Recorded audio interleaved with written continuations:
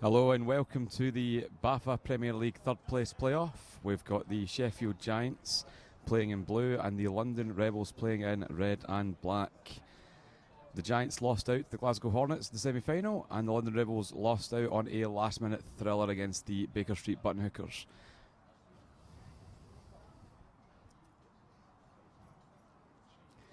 Giants quarterback Dean Whittingslow under centre, with a miscued pass there, as that will go to third down on the drive.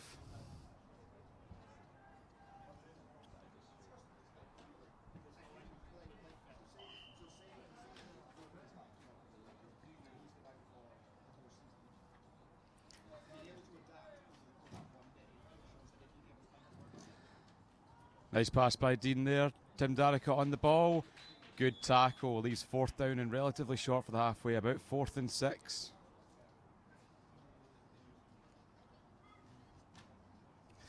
Star-studded lineups in both teams here. London Rebels have Kenny Bello of the Great Britain squad, Dean Winslow, also formerly of the Great Britain squad, Josh Allen and Mantis Secaucus, Silver Lions. Oh, wide open there. Nice conversion by the Sheffield Giants. That gives them first down.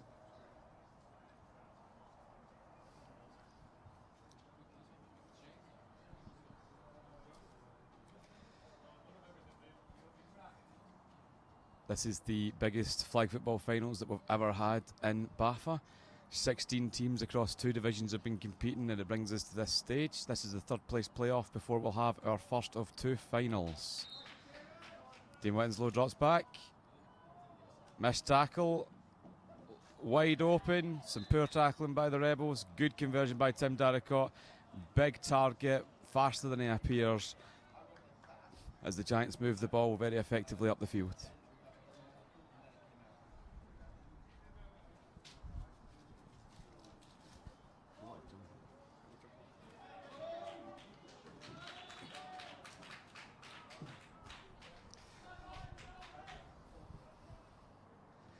Oh, Dean making an audible at the line.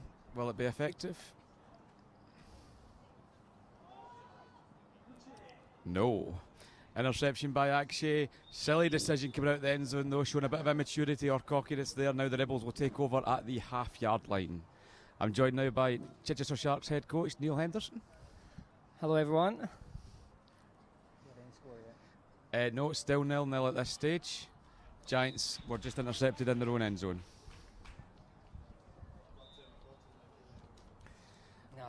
Not going to comment the fact that the centre shouldn't be wearing a cap backwards, but works for me. It's fine.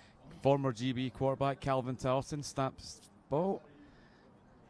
Nice completion to Kenny Bello. Very good tackler though, Dean. Long-standing member of the GB squad, only stepped away this year.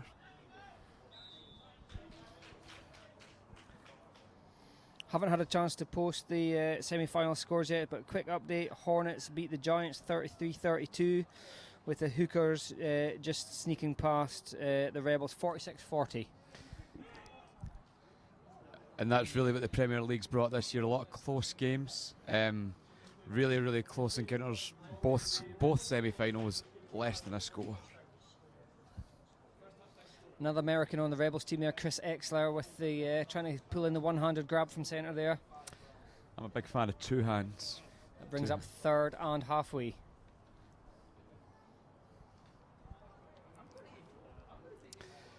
Got to watch Kenny Bello in the slot here, a dangerous route runner if Calvin gets the time.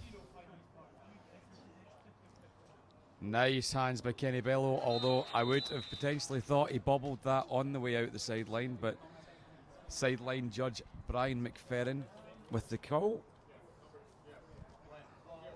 Better known as Bud to most.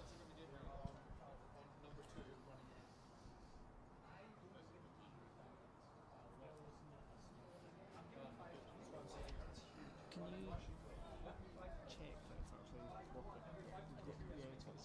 that sound as well? Great play by Mantis there, breaking forward in the ball. Number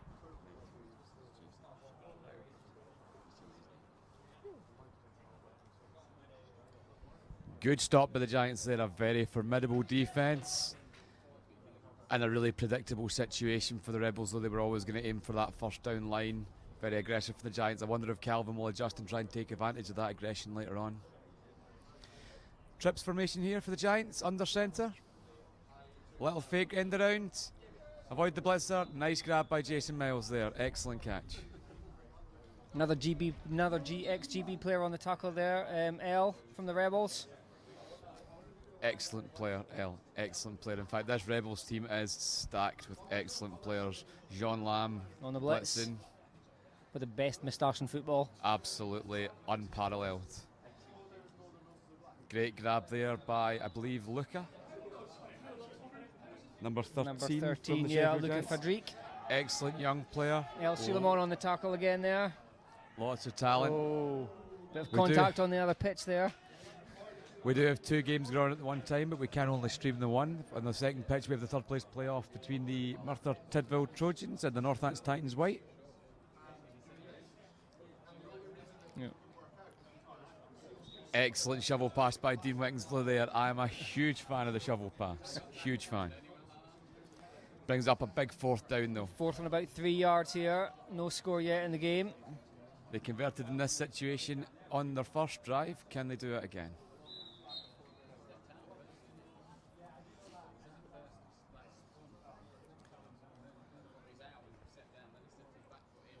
Lots of people hanging around to see these next few games, which is great to see. Oh, he's aired it out. A And bit he's too far for Jason there. Overshot Jason by about 4 or 5 yards.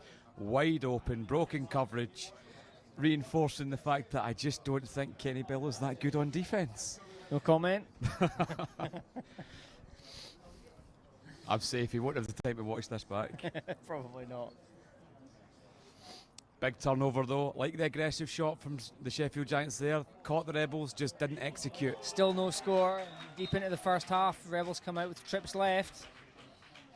Oh, a little play that we'd see quite a lot from the Rebels. Very commonly done and very well covered. Only a 3-yard gain at most. Out to Frenchman number 18, Jeremy Meslin. Official possibly giving a generous spot in this sideline there. It has happened before. It's been great to have this number of people in attendance today. 16 teams across 2 different brackets. Fantastic. And people obviously from the local area travelling to watch the games as well. Calvin Tarleton steps up. Good pressure by the blitzer there. Oh, the pick 6 was dropped. Good pressure from the blitzer. Ex-GB line, Josh Allen dropping a potential interception from ex-GB line, Calvin Tarleton. He was straight in there. That's a bit of a let-off for the Rebels. It really is a let-off, and I would really have liked to have seen Kenny fight a bit more for that ball. He got away with it. Bad pass by Calvin Tarleton.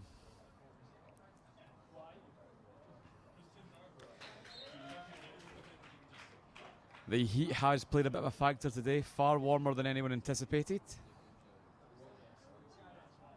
This is a big 3rd down play. Going He's long. aired it deep, but there's Max Verlin with another drop. Oh, it should have been an interception from GB line Max Verlin. It should have been.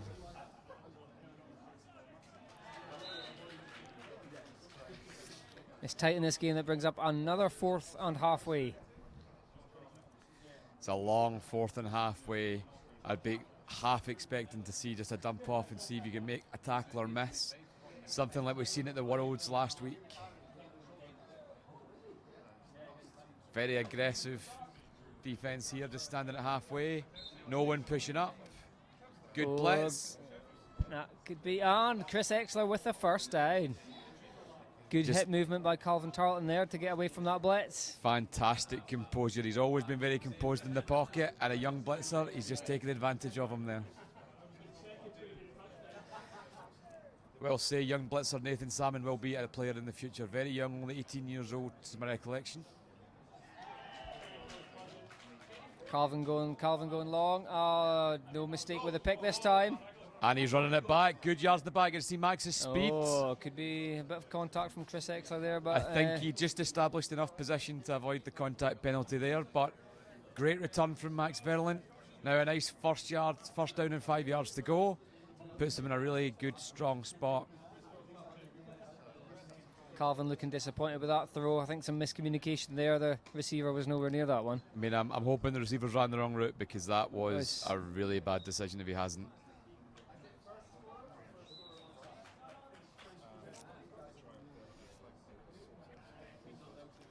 First down. Will Dean have a pop on the first one? I think he's going to. No, just easy completion to Tim Darrickett. Makes Good that an tackle even, by Johnny Cuson there, one of the Rebels' new players. even easier conversion now. Second down and about 2 or 3 yards out at most.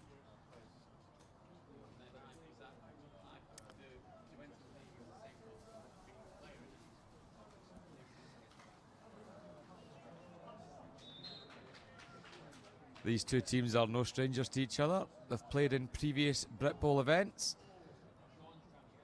Another good completion by Jason Miles there. Good catch, good long arms in the reach.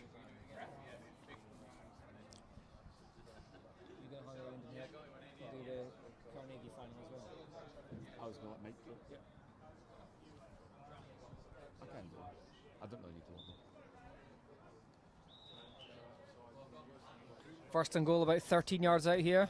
It's a really good position to be in.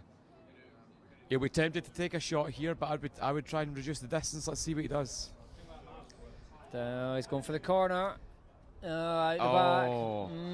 Now, probably. what I will say, if that was on target, I think Kenny Bell would have had it. Bad decision making.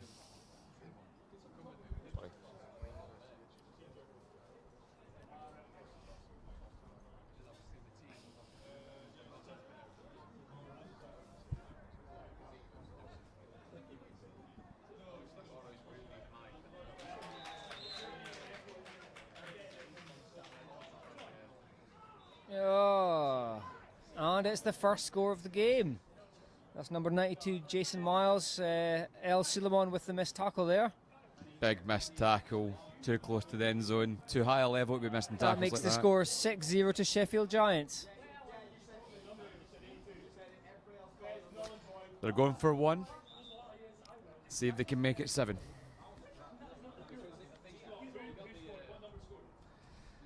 Looks like a base flat 4 defense here from the Rebels. No disguise.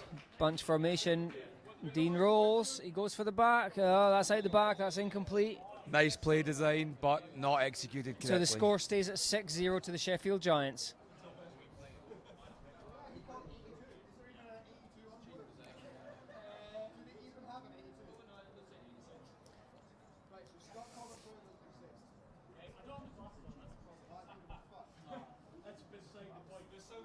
Let's see if the Rebels can answer here.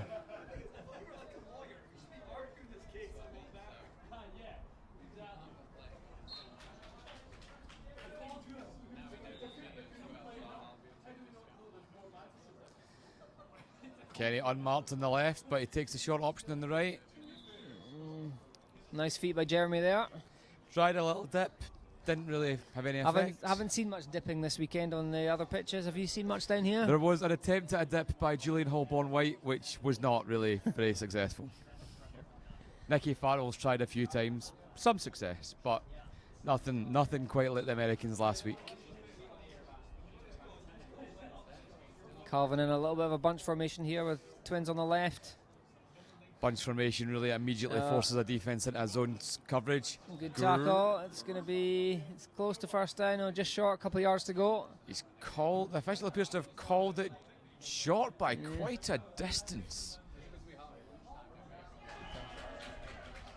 Very nice tackle by Dean Whittingslow there.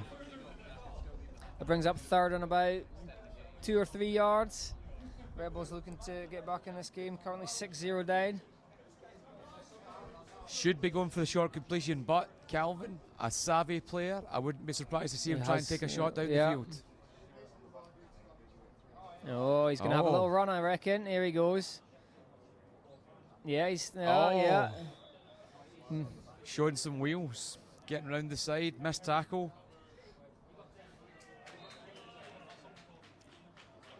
Number 84, Tony Eccles, came on the motion there to get the ball as quarterback.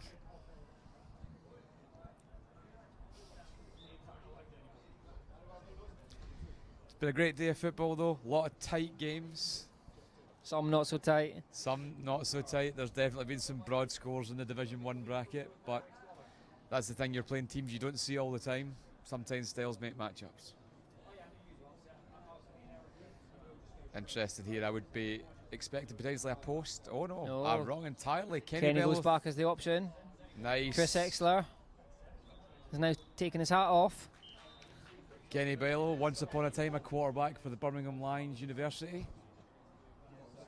And actually quarterbacked Great Britain against Sweden to victory for third place at the Euros last year.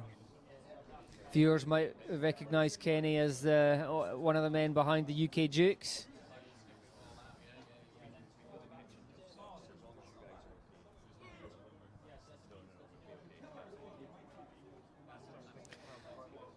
And Jeremy gets the score from Calvin Tarleton to make it. You just simply can't give a quarterback That makes the score 6-all, with the extra point still to come. that length of time to make a completion. He's there quickly, but he doesn't appear to be going for the flag. He was in so much space there. I think there might have been a bit of a breakdown in communication on the defence there. 6-all. Will they get the extra point to go ahead? Extra points were the downfall of the Sheffield Giants in the last game. As is often the way, unfortunately. Often overlooked. Same player, Calvin Tarleton to Jeremy Meislin. No. Takes a 7-6 lead. XPs have a huge impact. I had the misfortune of playing the vaunted Kirkcaldy Bulls once upon a time, and we scored one more touchdown than they did, but didn't get a single extra point conversion. Lost the game.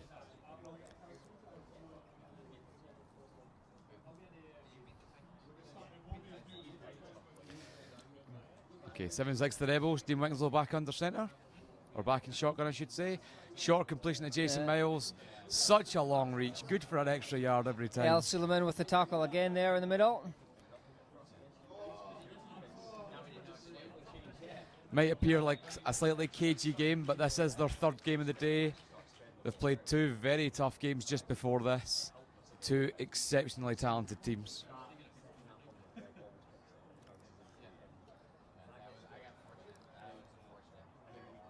Oh, An uncharacteristic drop by Tim Darrickett, but in all it's honesty, a that little bit ball's- behind him. Yep, Yeah, absolutely. Dean Winslow put under pressure by Rebels number 8, Johnny Cousson. As quarterbacks, to Neil, two hands in the ball, should make the catch. You get one hand on it, you should still catch it.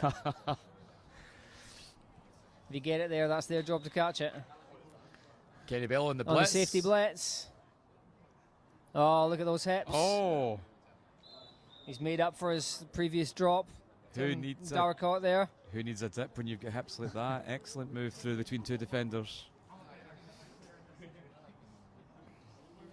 Brings up fourth and about 2 yards to go. A situation the Giants have been in 3 times before in this game already.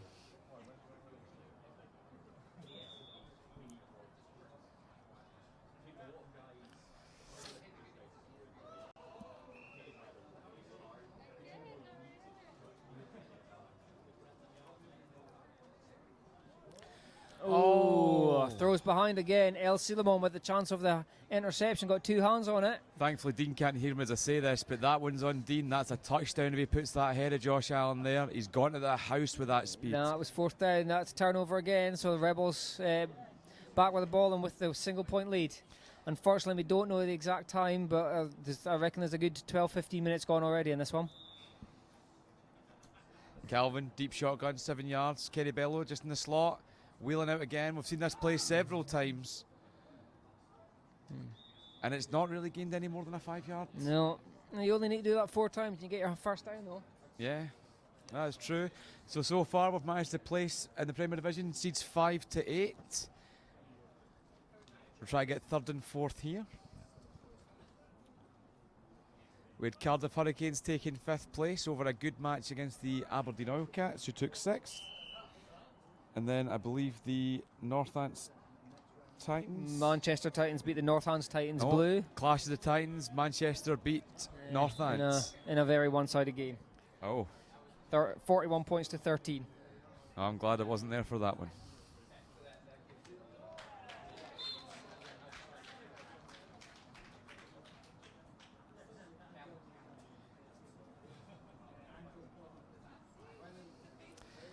Rebels have got a short amount to get the first down here. Third down and about a yard.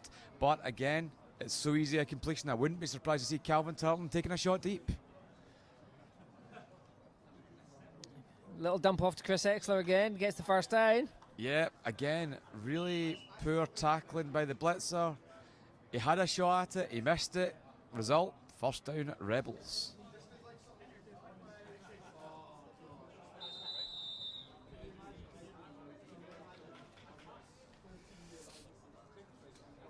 I think we're inside the 2-minute warning now.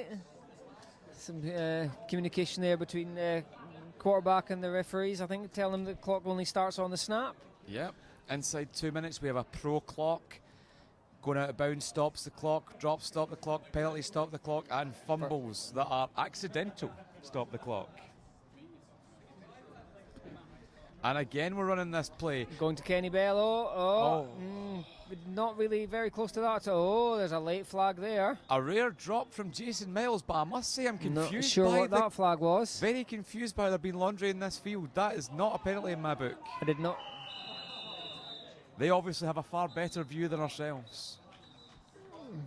What is the call? Do we think it's going to be pass interference? On the defence. Oh, I didn't see that from up here, Alan. No, from up here it looked like Jason Miles had every right in the world to go for that ball. I can't say it's definitely a bad decision, but from here it looked like one. Unless there was a little pool before we... There might an early pool that we hadn't seen. There might have been, and to be fair, Kenny Bellow's not one to cry for a penalty, so when he did ask for one, perhaps it was something we didn't see. But a very tough call on the Giants there after what looked like a potentially excellent play. That brings up automatic first down. And now it's a tough situation. About 10 yards to go. At this level, try to stop a team for 4 plays from this distance. It's going to be challenging. Wide open in the right-hand side. Chris Exler, and he's in. Walked in. I could have scored with that much space. That makes the score 13 points to 6 to the London Rebels. Rebels are starting to turn the screw a little bit after going 6 points down, 13-6. Let's see if they can make it a full score. Going for 1 here. I'd personally be tempted to go for 2 and try and make it a 2-score game at this early stage. Limited risk.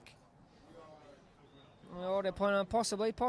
I'm not sure how they've been doing on their extra points so far today. No right or wrong answer to it, but I will say, having coached Calvin Tarleton's extra point conversion rate is exceptional. It is very good.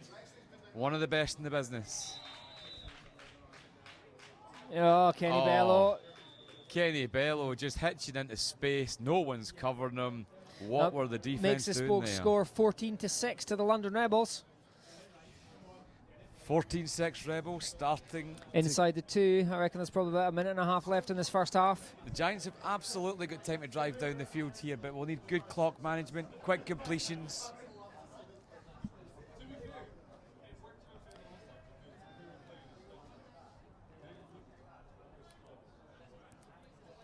Both teams will be very disappointed not to make it to the final and wanting to finish this season on a high by winning this one. The London Rebels, champions 2 years ago, would have loved to have returned to those heights.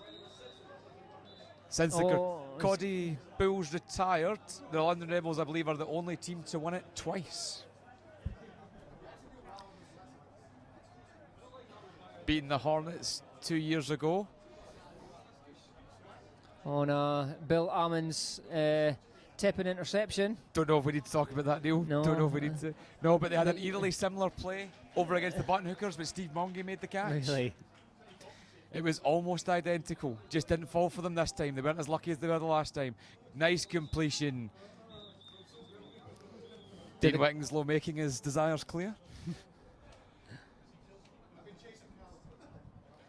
It's great to see this many people waiting about. We've got Silver Lions head coach Dale Kirby in the crowd watching, scouting for some talent. Doesn't want to join us on commentary.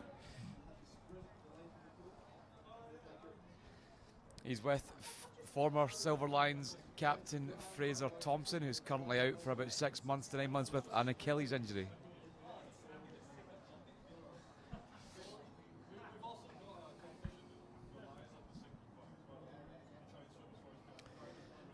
This drive's a big one for the Giants, especially since they started with the football. You do not want to go in a score down and a possession down. A rare drop from Josh Allen, one of the most talented players in the league. One of the things that's been great to see at this finals day is we've had both genders represented. Largely, I will say, in Division 1, but we've had scores from Michelle Holborn-White for Carnegie. I don't know the female players' names for the Northants Titans White, I'll be honest, but there's been some nice catches from them also, showing this sport is for everybody. I think it's Sophie Parsons. Sophie Parsons. Oh, Sophie's an excellent player. Yeah. Why I think did it's I not just Sophie recognise over there. I think there's only the one female player today. Just the one. Sheffield Giants. Dean Whitting still going long. Oh, great pass. Bill Ammons going for the ball. Josh Allen on the catch. Josh Allen is one of the best players in the league. Fantastic concentration. That makes the score 14 points to 12 with the extra points still to come. Now, will the Giants... Is it going to be 1 or 2? That's the question. I think you need to go for 2, but they're not. They appear to have signalled to go for 1. There is a long way to go in this game. Yeah. We will...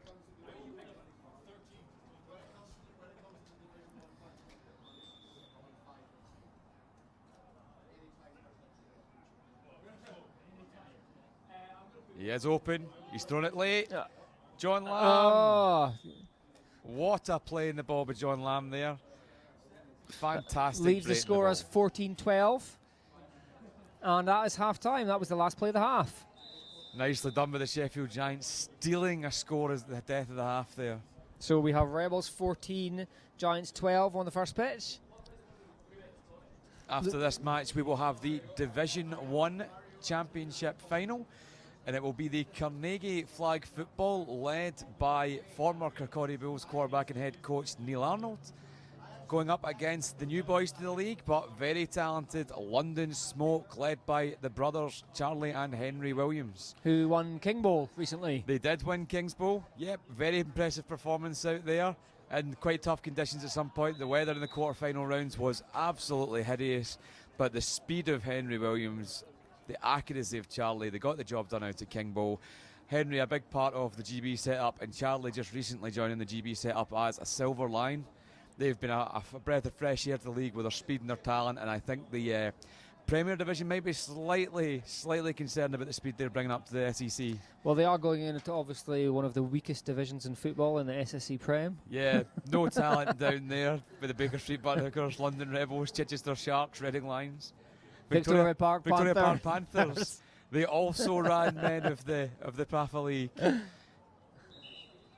Yeah, very tough division down there, very tough. My Chichester Sharks playing in the relegation battle against the Northants Titans Whites, who are on the other pitch at the moment. I think if we're honest about it, the strength of the division does help your teams. The SEC all play tough games the whole year round, so when they get to this final stage, the games don't necessarily seem like that big a step up. Same possibly for the HNC with the Hornets. I think that's what we were saying up on the other pitches, that the difference between there seems to be the sort of the middle of the country is potentially where it's overall weaker. Maybe slightly weaker. Yeah, I mean, we have the Aberdeen Oilcats, Grangemouth Broncos and the Hornets in the HNC, and they are always fierce battles, particularly the Hornets Oilcats games. But it's the MEC has been very competitive. Manchester Titans obviously doing the best they've ever done in flag football this year. The Titans have come on leaps and bounds, and it's due to the great work of Alan Mead and David McInally. But as the second half starts here with Calvin Tarleton slinging the ball out. To Akshay Singhal, number 81 there. Excellent player, Akshay. Excellent player. Nice simple catch, but good 5-yard gain. Second down, about 10 yards to the half.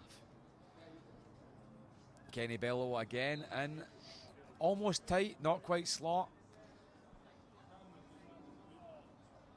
And again, we're running this play. At what point do you stop running the same play when you've had no more than a 3 or 4 yard completion off of it? They do say if it ain't broke, don't fix it. But if you're not getting that many yards, unless he's building to something later on where there's going to be a tweak in the route and they're hoping to catch them, at some point you've got to stop running that play. It's just not having the desired effect. Third down and about 8 yards now. And it's the exact same play again. Oh, and it's been intercepted. Pick. Oh, Max Verlant trying to do his best Shakira impersonation there, but getting tackled.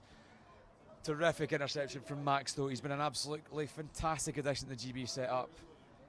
Looking forward to seeing him hopefully out there next year in Israel. Again, though, it was the same play combination of routes. He maybe changed something, but it was very easy to read. Something needs to get changed and mixed up here from the Rebels. Score is 14-12. Giants have the ball.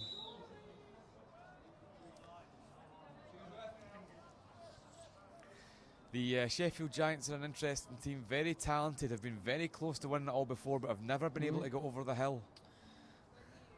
This will obviously be a frustrating day. Jeremy Meslin heading to the locker room. I understand that he's got a flight to catch, so he's played the first half and he's off. Nice big completion and run after the catch. They are moonwalking up the sideline for a portion of that play.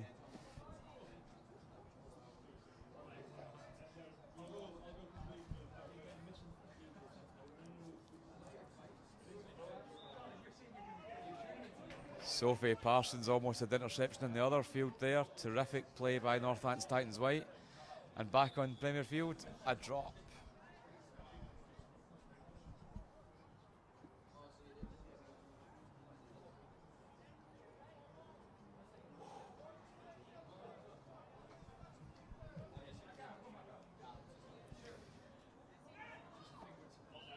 London Rebels looked a little disorganised there. I'm surprised to see Dean Winslow not take advantage of that. Oh, it doesn't matter, apparently. It's a Sheffield Giants score. Make the Josh score Arnold again. 18-14 on the scoreline now. An odd lead to have, just the 4 points.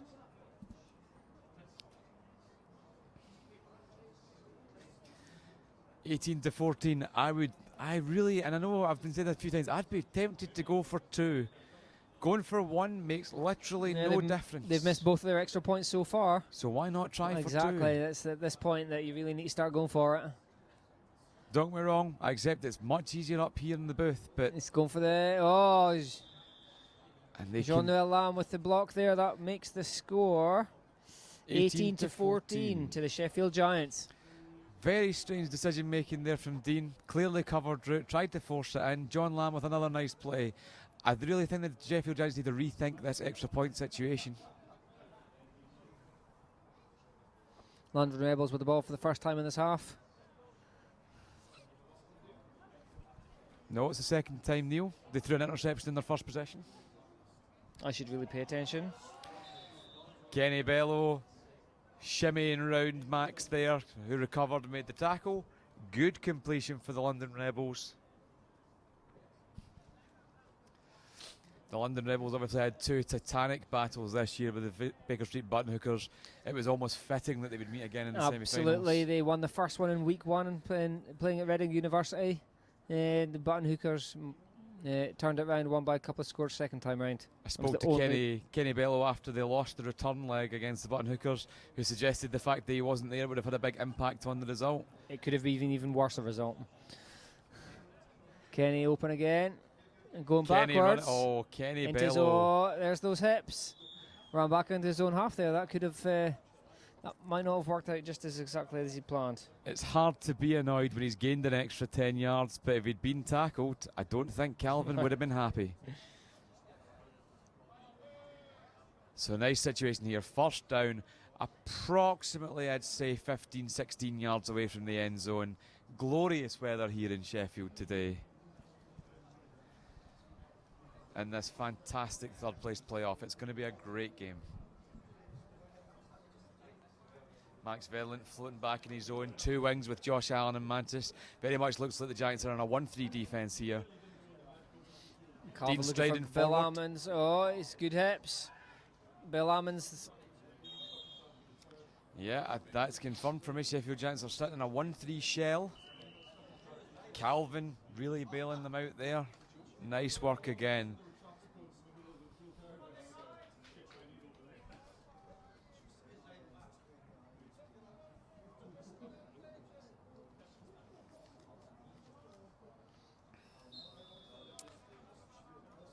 Okay, second down here, 12 yards out. Potential run for Calvin here. He can run, he can throw. Back across. It's Akshay Singhal. Gets down to about the 5-yard line. Oh, just inside the 5. Potentially generous spot here by the officials, but again, better view than ourselves. That puts them in the no-run zone. We are on.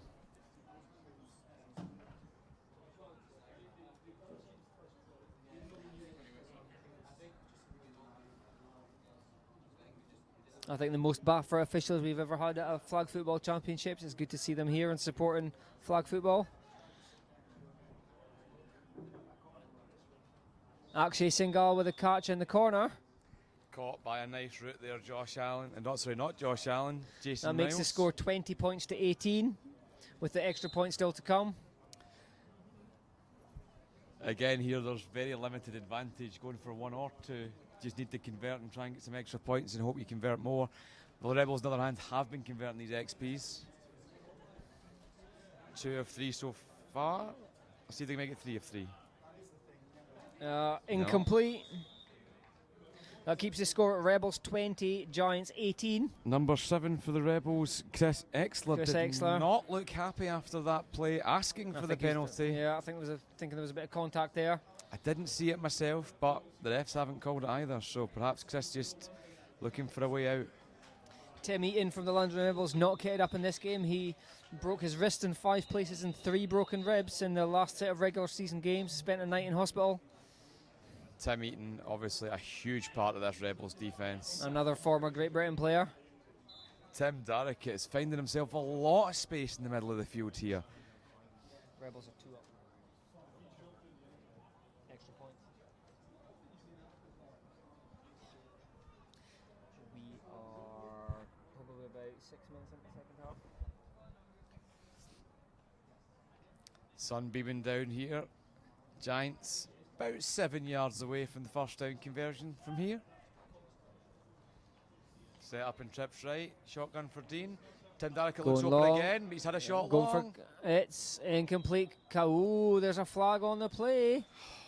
Calvin Tarleton on the coverage. I'm not sure what that was. I know we've said it before, and the referees obviously have a better vantage point than ourselves. Didn't look like anything from up here, did it? No, you're entitled to play that football. If there's contact after it, then that doesn't matter. You've played the football. As we learned from Jed, our favourite referee Jed this season, the contact has to have an impact on the result of the play, and I just don't feel that did. And the call is...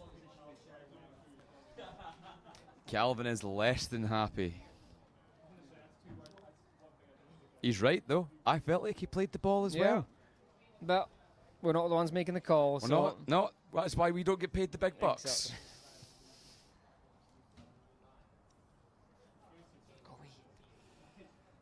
Oh, penalty on the defence there. Sorry, the commentary team are getting attacked by a wasp.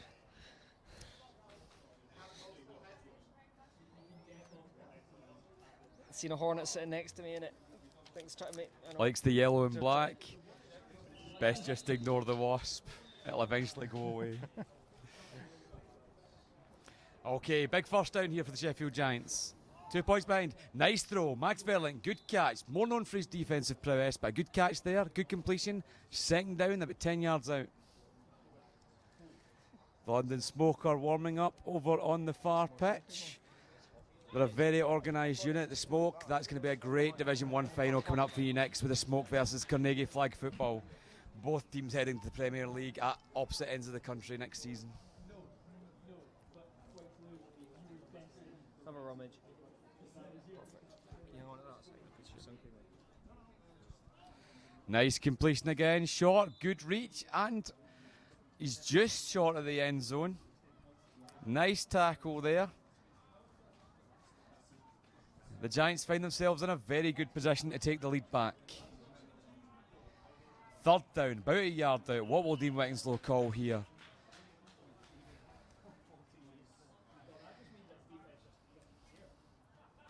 Into bunch formation. That forces the defence into a zone, although they're playing very tight coverage. Looks like man wide open at the back. Absolutely uncovered. Where was the defence? Jason Miles scores again.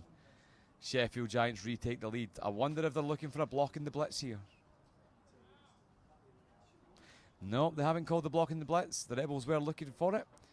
I believe the Giants are going for one again. With the Giants scoring, that puts them up 24 points to 20.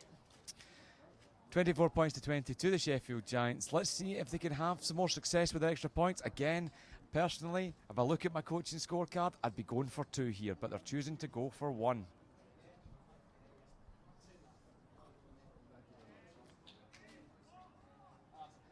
It's a terrible throw by Dean Winslow, but I must say I do think that the receiver's route was picked off there.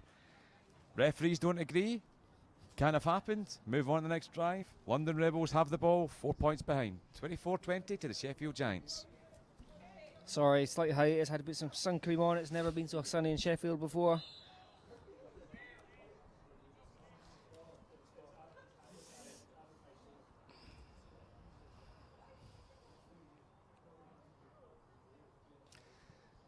Giants look back to their usual 2-2 box defence. Josh and Dean at the front, Max and Jason at the back. Ooh. Rare miscommunication, I think, there. Yeah, misfire, definitely by the offence. Second down. Titans score again on the other pitch. We're not sure of the score. We don't know the overall score on that pitch, but it looks like it's been a bit of a back and forth game. I think both teams have scored a few. Much like this one.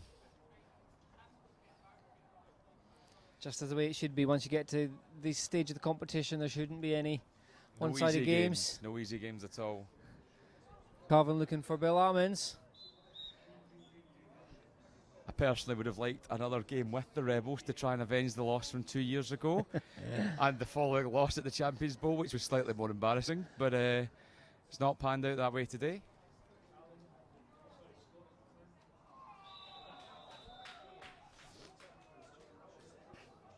Okay, third down, halfway to get for to stay in this. Shotgun for Calvin Tarleton, 2 wide receivers. That's Chris Exler stopped there.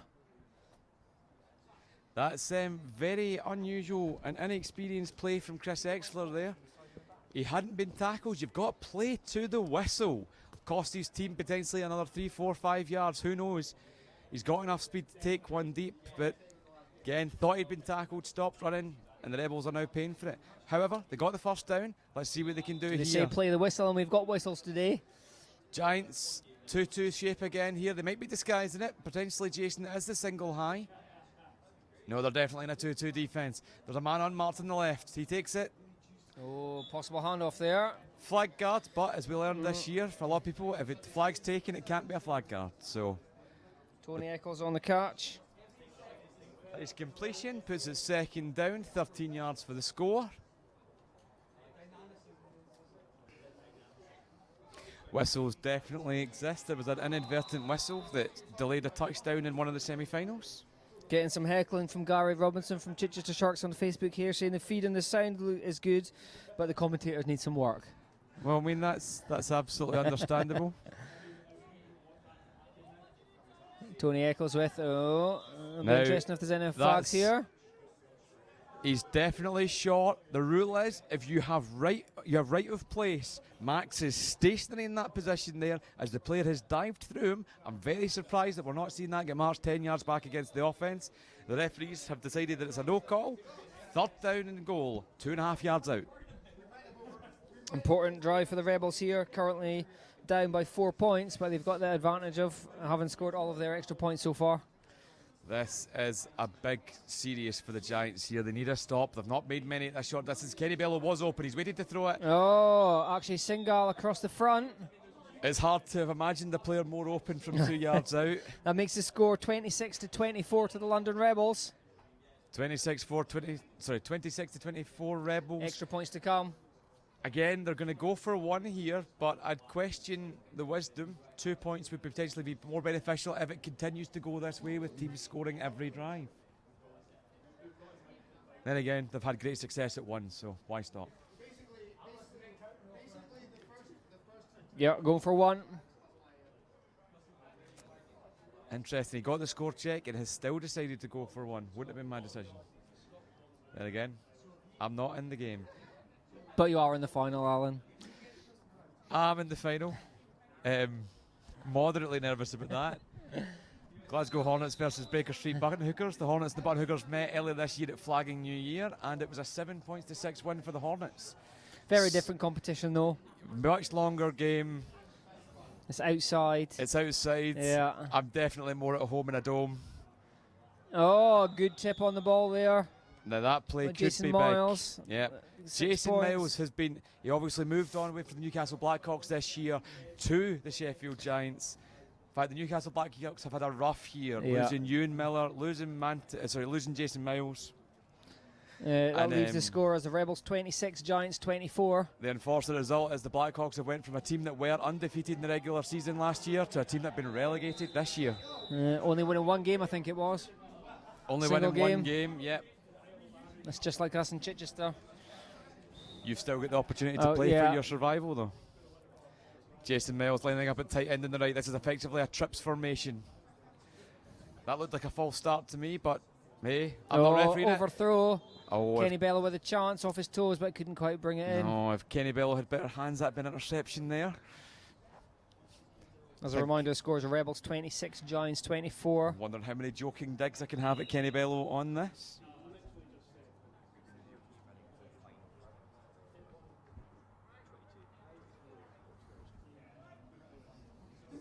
Just been pointed out by one of the committee that we are running a little bit behind today. So the Div 1 final was due to start at 3 o'clock. We have ran over. It does happen in these big events. We've had a lot of games going on, a few injuries throughout the day. I say we've had 16 teams across 2 brackets playing a course of 24 games. These are games 21 and 22 of the day. We are running slightly behind. I think it's going to be around about 4 o'clock before we get the Division 1 final started. And then it'll be about 5 o'clock when we get the Premier Division final started as well.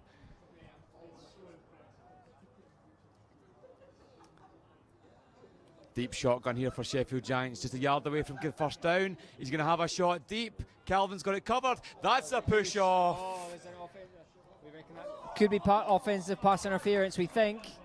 There can be, you would think there could be absolutely no doubt. 2 flags came in there. And you know what, as a coach, I don't blame Max for doing it. Yeah.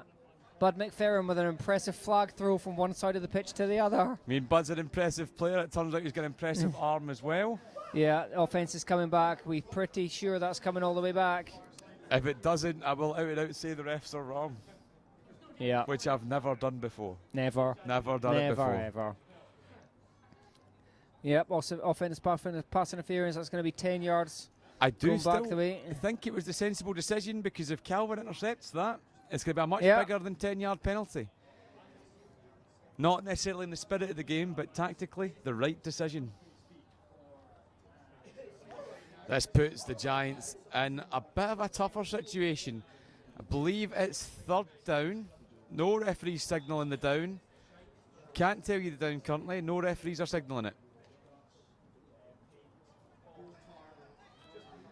Oh, and Dean Winslow well out of bounds there of the on mark 4th there. down. Yeah, it's the turnover.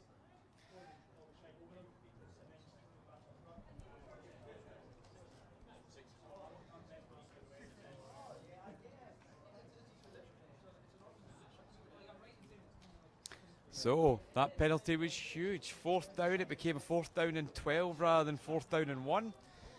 Put them in a tough situation. Dean Winslow missing the mark. But I have to say, as a QB, it must be tough going both ways. You don't really get time to process what you've seen. You've immediately got to switch your mindset from offensive to defensive. Not something I obviously do myself. Don't quite have the mobility to be on defense.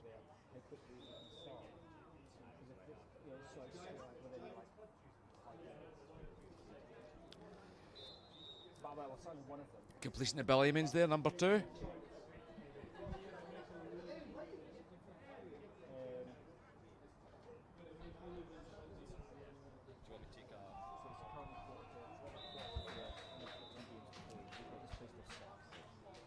So we need to do a couple of things then.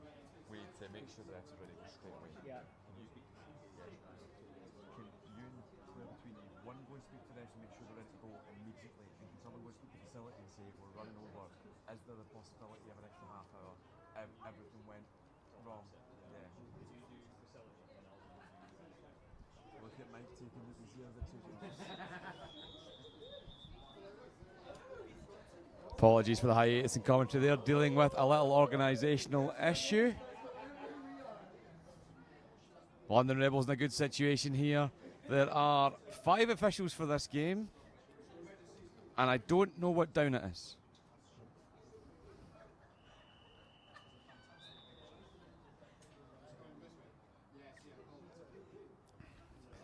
Kenny Bello coming off the field on offence. A rare sight. I think he's swapping his flags over. Problem with the flags, I think. Well, it happens. Calvin Tarleton on a deep shotgun. 2 wide receivers. A kind of tight slot. Oh, and Bill's got him. Oh, and he still pulled it in. A great catch by Bill Ammons. That, as a defender, is tough because there's not much more he could have done, but the concentration from Bill Ammons is terrific. That makes the score. Currently 32-24 with the extra point still to come. 32-24, that's a full score lead. Now this extra point is huge. This would make it a 2-score game, and I don't know if the Giants can overcome that. I don't think there's enough time left. I reckon there's probably maybe 5 minutes max left. 9 points is one of the worst score lines in football. So those extra points have come back to bite the Giants. 2 games in a row, that'll be if it's the case. Great blitz. Out the back, it's incomplete. Great pressure by the young Nathan Salmon there. Would have loved to have seen him get the sack. He had the opportunity, but enough of an impact. That makes it an 8-point game. It's currently the Rebels 32, the Giants 24. Well, so this is a potentially Giants can still get this back, score the touchdown and get the 2-point extra point to tie. Not very good for our facilities here, though, if we have a game going to overtime. We've got people on it, don't worry. Jason Mills with another catch in this game. He's been a huge force in this game. Jason, absolutely fantastic game. One of the most overlooked players in the league, incredibly talented.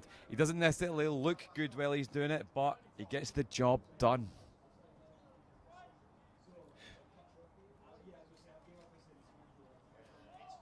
Nice completion to Max. Out of bounds. Given that we're stopping the clock, we must be inside the 2-minute warning. I didn't see the referee signal it though. That's maybe my poor observation as opposed to the referee's fault, though, I must say. We were distracted for a moment. Tidfield Trojans on the run on the other pitch. Sophie Parsons with another excellent tackle, tackled short of the first down. Dean Winslow making an audible at the line. Coming under centre, faked it short, having a shot. Oh, he's going into triple coverage. Calvin Tarleton with the interception. That could be it. That could be it. He's still going. He chose the wrong one there, straight into triple coverage. I mean, sometimes it's tough to make a decision as a quarterback. You're under a lot of pressure, but generally if I see 3 opponents, I tend to avoid it. Very unlucky, though. It's been a very good game. Dean and the Giants coming out a tough semi-final loss. The Rebels have just had a little bit more in this game. Again, this is a rematch from previous years.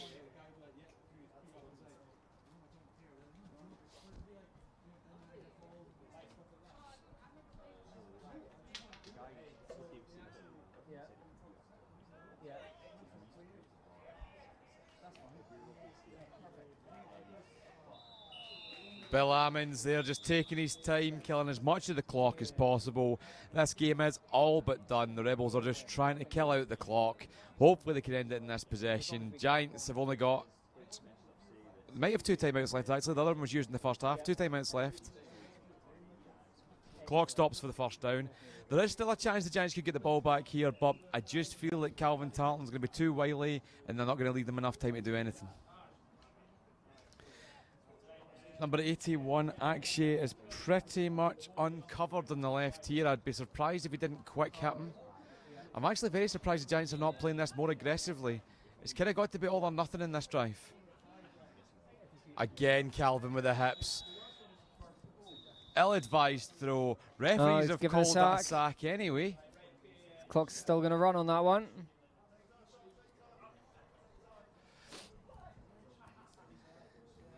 It's fantastic to see some absolutely pivotal figures in the game of flag football in the UK here. We've got... And Dale Kirby. And Dale Kirby.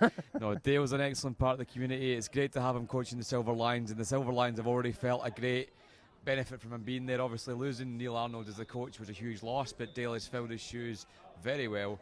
Also got Jimmy Thompson, who's been about the GB setup for about 55 years. At least. Just mentioning Jimmy's name there, he's getting excited. And Dave Mooney, who's called Stonehands, at 85 years old, is still playing. A Bills fan for some reason, playing today. All joking aside, he's 61 or 62 years old.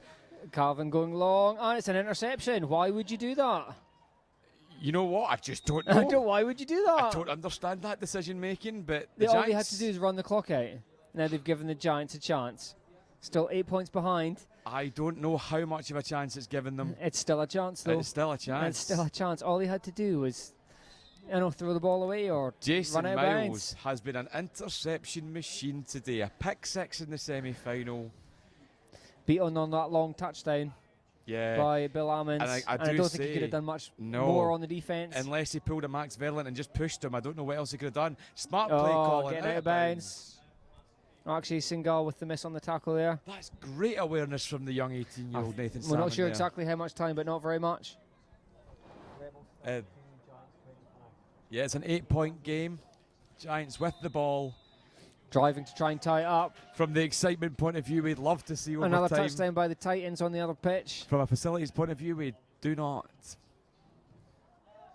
Oh, incomplete. A rare Tim Darragh drop. But I feel that's the second time I've said that in this game. Maybe slightly overthrown there as a little bit, but he got two hands on it.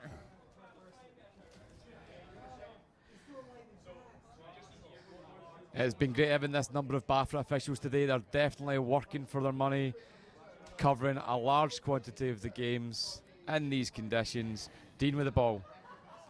Oh, El Suleiman with the stop there. A great one-handed stop. I understand why he's going for the short pass there, but he's really got to lead his receiver. 4th and halfway, this is it for the Giants.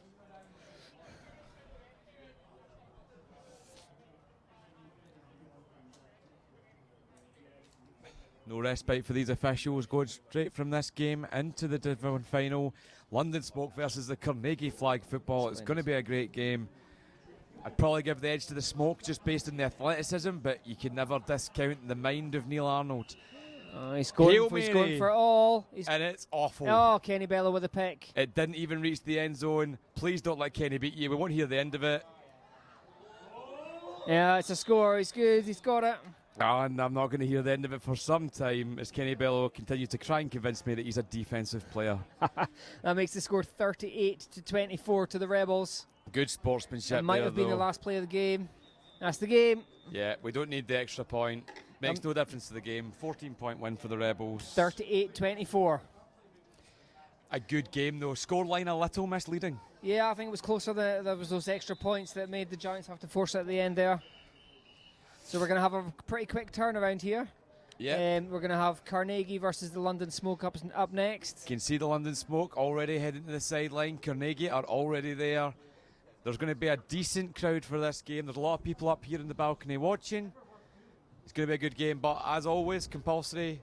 Not compulsory, but always requested for handshakes after the match. A great game.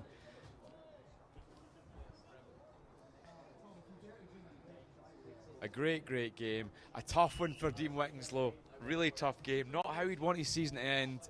Dean Wickenslow, an excellent player, an excellent leader. He's done a tremendous job at the Sheffield Giants. What he's done with that women's programme, what he's done with the men's programme, the situation the organisation have done there, it's been a shame to lose him for GB. He's sadly missed, and he's been a great loss to the committee as well. I hope he doesn't take this 4th place too hard in any way. Really good effort, just bested by a slightly better London Rebels team on the game. But as I say, the final scoreline a little misleading.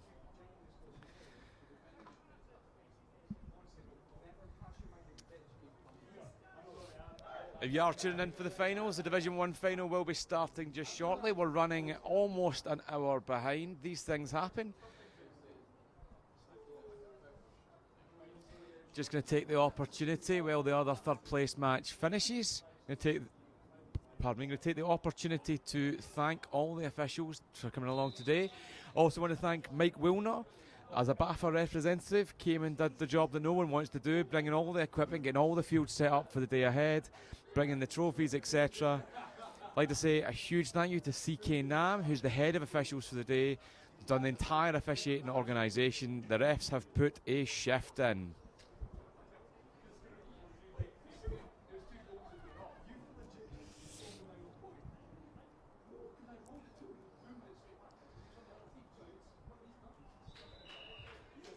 We've got two great finals coming up. Smoke versus Carnegie is going to be a great match, and then the Glasgow Hornets versus the Baker Street Buttonhookers. GB Lions quarterback Vince Mackey, quarterback in the Baker Street Buttonhookers. Defence led by GB Lion Josh Nicholson, former Birmingham Lion.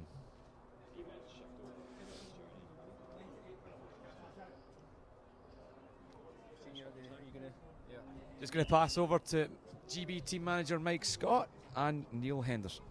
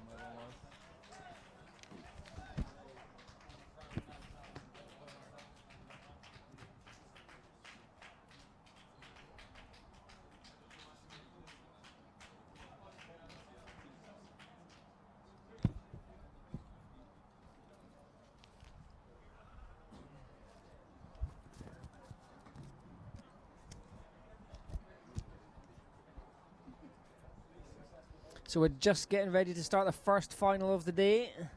London Smoke, winners of the Div 1 Southeast Division against Carnegie Flag Football, winners of the HNC Div 1 up in Scotland.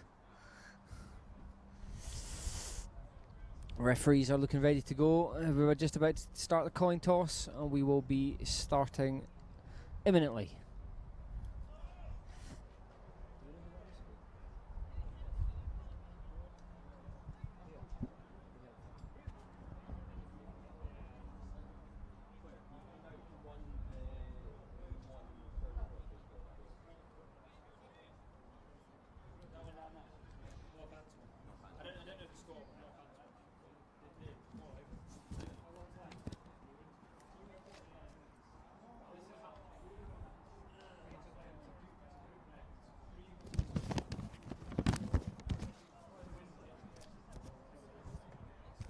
We're just trying to find out the score from the Titans Trojans game. We understand Northlands Titans won the game, not quite sure the score.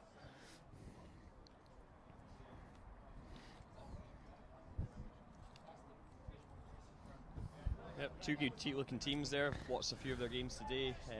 This is going to be an interesting, both teams unbeaten in the regular season and obviously through the playoffs. One of these teams is going to have to lose for the first time this year. London Smoke starting with the ball. It's going to be an interesting one. Smoke are a very good team. They give a lot of Prem teams a run for their money. Yeah, I don't think they've played a player like Neil Arnold and all his experience before, though. This is the thing. He's the X factor. In Exactly. This I think definitely. It's a good start from the Smoke there. Ball in hand. I think really this has got potential to turn into an offensive shootout here. I think you could be right. And it's whether or not Carnegie's defence can hang with the Smoke receivers who just make plays. Started Oh, good sack there. Number 1 for Carnegie, Ryan Robertson. He's a good blitzer. He's a fast player, good young player as well. Played against him a few times. Got a bright future.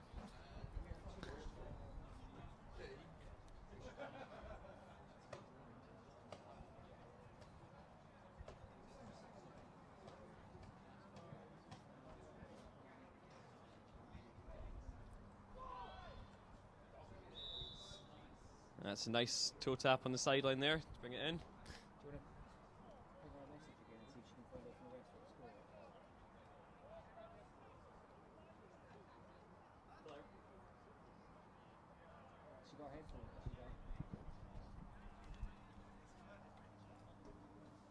Jimmy, can you find out from the refs what the score on the other pitch was? Just beside you, the guy to your left, the guy's coming across. And that plays good for a first down to the Smoke. 66-0 to the Titans. Thank you. Smoke's got a good offense. They're both methodical, but they can take the top off it as well. Threats all over the park. So we've just found out the score from the Div 1 third, fourth playoffs.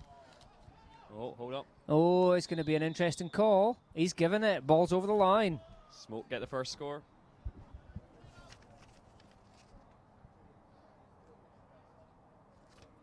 So they had to work it to get half the field, but then it opened up after that. It's London Smoke 6-0 up now. We hear the Northants Titans White beat the Tidfield Trojans 66 points to 0, the highest score of the day. Wow. Oh, a drop there. That leaves the score as 6-0 for the Smoke. Extra points were the difference in the previous game that you just saw. That could well come back to bite them. Neil Arnold taking control of the offense for the first time in this game. Multiple national champion with the Kirkcaldy Bulls, playing again for the first time in a few years in league play. He's got a bit of a record that's on the line here. Undefeated. In BAFA play for what we on now? Over 100 games. I think it's 106 or something like that. So see if he can make it another one today. Number 12, Pete Allison with the catch there. Pete's become a really handy receiver for them this year. He's done a bit of everything. He's got good speed on Amazing height difference in some of those players. It's crazy for you. Pete will pop up and make some big plays even though he's not the tallest.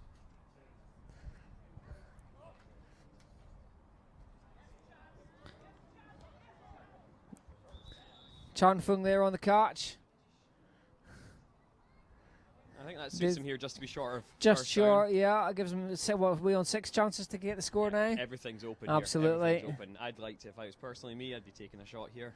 Then if you don't get it, you get that, 1 yard for the first down. Yeah. I don't think he could be any further behind, could he? Looks over the line from here. It must be just about in the nose. He's having a look. Oh, it's picked. Neil Arnold is going to struggle to get there. Oh, that's a London Smoke interception. He sort of hesitated. Yeah, he left it too late. That makes it 12-0 to the London Smoke. I think if he'd thrown it on the first look, he was probably there, but he hesitated for a fraction of a second. I think he was looking to see if that deep shot would come open. But that defender stepped up for the pick six. No. And,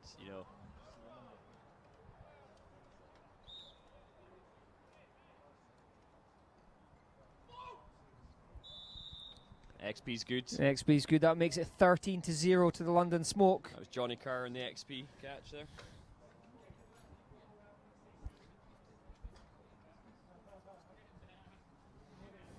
Oh, nice.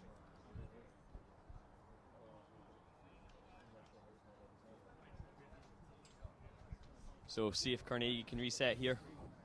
13 points down now.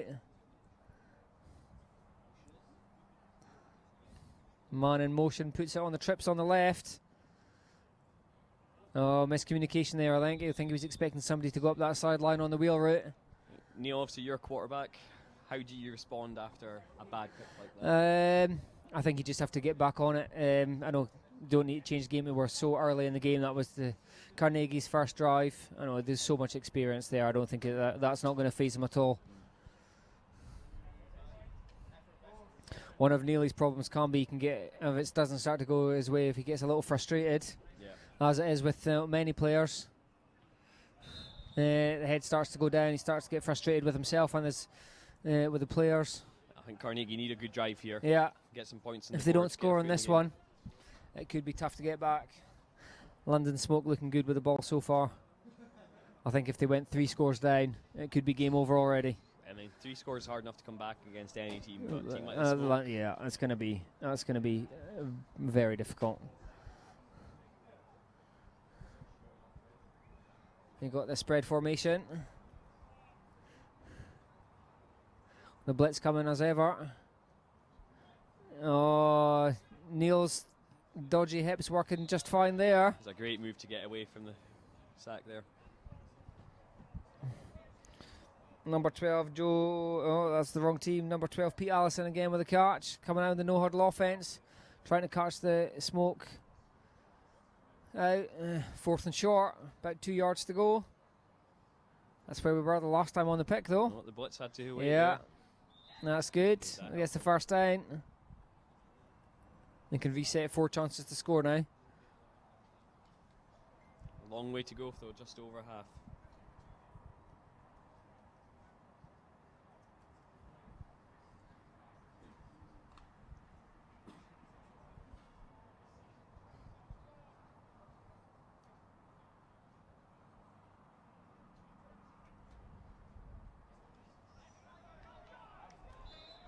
That's a good pick up from Robertson there. This is the sort of gains that Carnegie need. Take chunks out of it, keep moving the ball up the field, avoid the negative plays. Hope everybody's enjoying watching at home. It's Carnegie versus London Smoke in the Div 1 final here. I know there's a good number of people watching at the moment. Hopefully that'll start to increase as we go through the final. We've got Prem final coming up straight after this. Probably going to start just before 5 o'clock. We're a little bit behind on time, but plenty of daylight tonight. We've got the facilities here, so we should be fine. The teams for the final just getting ready to come on straight after this. We've got a good final coming up as well. Should be an exciting one. Baker Street Button Hookers versus Glasgow Hornets. Button Hookers obviously winners last year. Hornets runners up a couple of years ago. 4th place last year. Hookers lost 1 game this. Oh, there's a flag on the play. CK Nam on the with a flag there. Not sure what this one is. It was interesting because the blitzer looked like he was going to get sacked. I don't know if there was some contact instead. Not or sure. If there was a flag guard. Didn't seem anything obvious.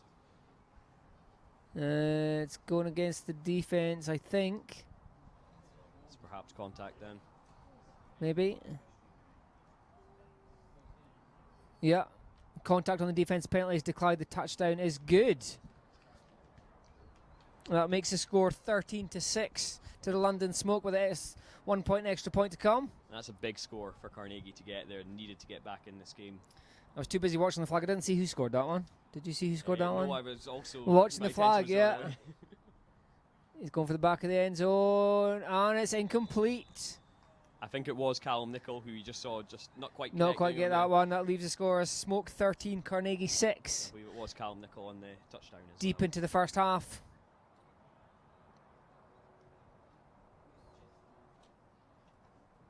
London Smoke trying to get regain their 2-score lead.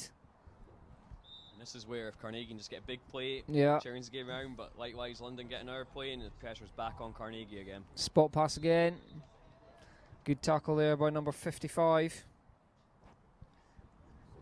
Charlie Williams obviously at quarterback for Smoke. Very methodical, very smart quarterback.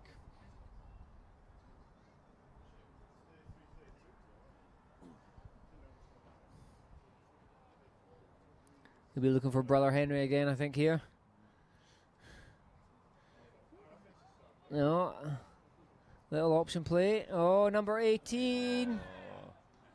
Johnny Kerr. Great moves after team manager for the London Smoke with this go-ahead score. Regains their 2-score lead. That makes it 19 points to 6 to the London Smoke. Some good footwork there. Johnny's got great speed. As soon as he's past you, he's gone. Yeah. He's gone. There's no catch in there. So just great move, get past, didn't, miss tackle. Didn't even suit up in the first game. And they're in their quarter-final to saving their energy for the semi-final and the finals. Smoke have obviously, felt confident enough to play with the long game in mind today. Yeah, another score there by Think it's gonna Johnny. show through. That makes the score 20 points to 6 to the London Smoke.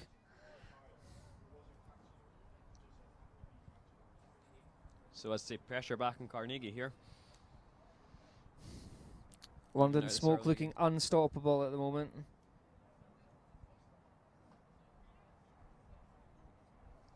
And that's the thing, Carnegie, even if they can keep scoring offense, they're going to have to work out a way to stop them on defense.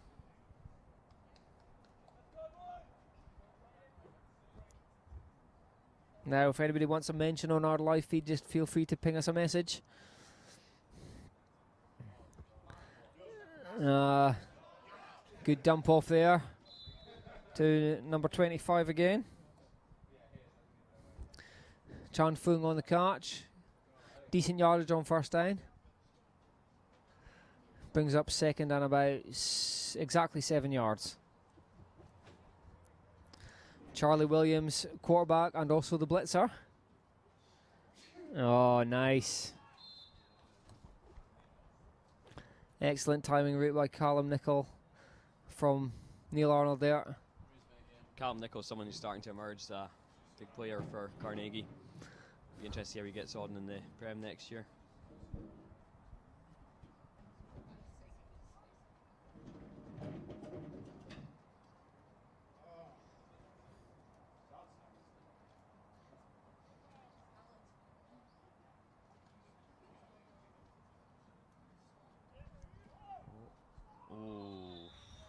Pete Allison just can't quite pull it in there. It's a nicely floated pass by Neil Arnold past the coverage.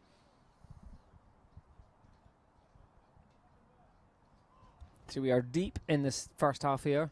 Not exactly sure of the time, but that can't be very long to go at all. You get the feeling those are the sort of plays that Carnegie. That's going to be the difference. Yeah.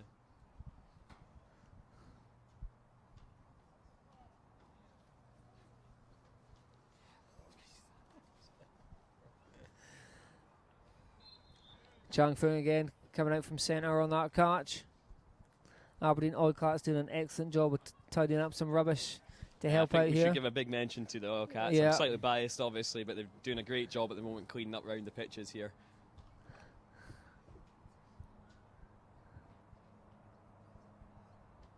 I think this is the most people I've ever seen at a finals day hanging around for these games. This is great to see. Neil Arnold right down the middle. Callum Nichol again, and the score is good. That makes it 20 points to 12, with an extra point still to come. Looking like we've got a game in our hands here. London Smoke probably still have a little bit of time left to get the ball, to try and get that 2-score lead before the half. Have had no problem moving the ball so far. So a late switch from the defense there.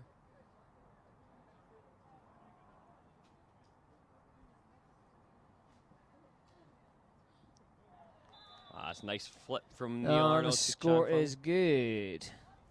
That makes the score 20 to 13 to the London Smoke. So just going back to what you were saying for the touchdown there, Neil, I think obviously it's been really pleasing to see today the sort of atmosphere that's been going around. It's been a really very nice positive atmosphere from everybody. Some excellent football, some really close games, some not so close games, but it just shows you how flag football in the UK is just on the up.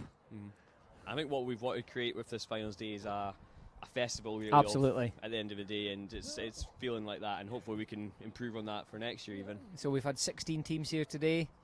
The top 8 teams from both Prem and Div 1. We're going to have another 16 odd teams on the 16th of September in Manchester for the plate finals plus the relegation battles. That'll also be a great day. Henry Williams, just incredible there. Obscene. That makes it 26 to 13 to the London Smoke, making this look very easy against a very good Carnegie side. When Henry gets the ball, he just glides past the tackler. Chris Exler just coming to say hi on the commentary balcony. Played well in that Rebels game there with a good few catches and a couple of scores, I think. London Smoke looking for the extra point, going to the back of the end zone. Incomplete. That's on the line. Yeah. I Yeah. think we're about to have a mutiny on our hands from the balcony here, but thankfully the officials got it right in the end. I think from up here we thought our foot was on the line, incomplete as we thought. That leaves the score as London Smoke 26, Carnegie 13. And in the end, a good call. Absolutely, good communication between the officials there.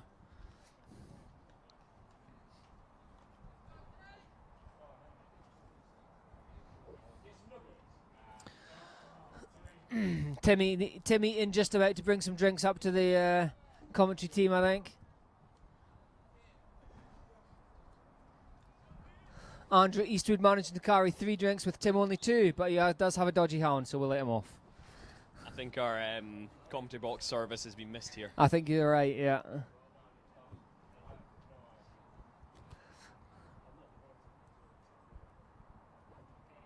Our live stream presented by our friends at SSTV today.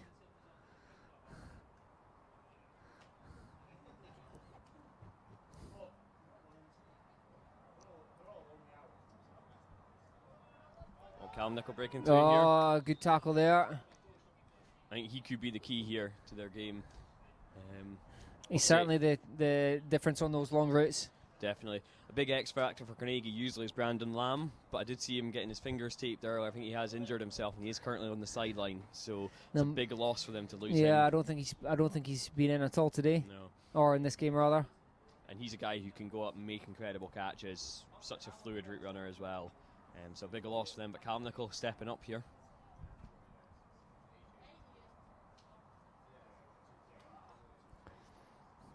Oh, just gets the ball away. Oh, another good. It's a good grab from Shannon there. Neil Arnold under lots of pressure. Managed to get the ball away and gets the first down. Has to walk a little bit for his flags there. Don't know if that's just a bit of gamesmanship or maybe they just blew away in the wind.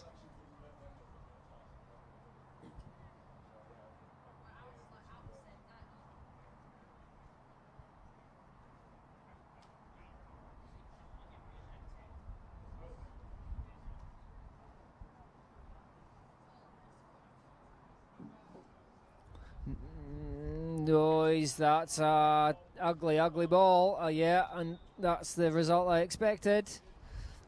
Number 18, Johnny Kerr with a pick. You just wonder if there's a couple of times here where Neil feels that he needs to score For drive. trying to force it, yeah. If he just I think taking the sack or throwing it away might have been. That's 2 throws now where you're just throwing the ball away or like you say taking the sack. And the Smoke have scored off both of those drives. Yeah. Or scored off the first one. Let's see if they can get another score here. That could be 3 up at half time. And this is the important thing in a game like this. You don't want to chase the game. And there's still plenty of the game left. They've got time to figure out something on defence. But if they keep giving them the ball and they can't stop them. Neil Arnold coming on defence. I think they're starting to struggle when Neil takes himself in on defence. And he's not the most mobile of players. Neil believe he can make a difference here. He wouldn't be on otherwise, but they clearly need to make some changes. Against the speed that's on there at the moment, I think that's going to be a tough ask. Looking like he makes another tackle. The whole belt goes. Do you notice we've got Brandon Lamb on defence as well? So clearly just not comfortable catching the ball at the moment, but see if we can help out on D.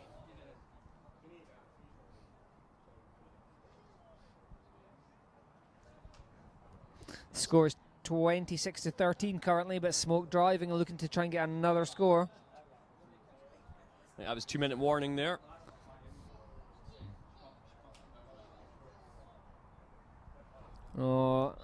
Tackle's just short. It's a nice move Clock after rolls. the catch through.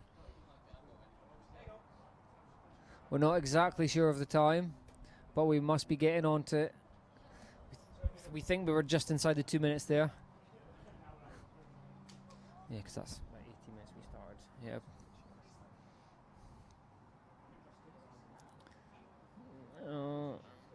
It's an uncharacteristic drop there by Johnny Kerr, number 18.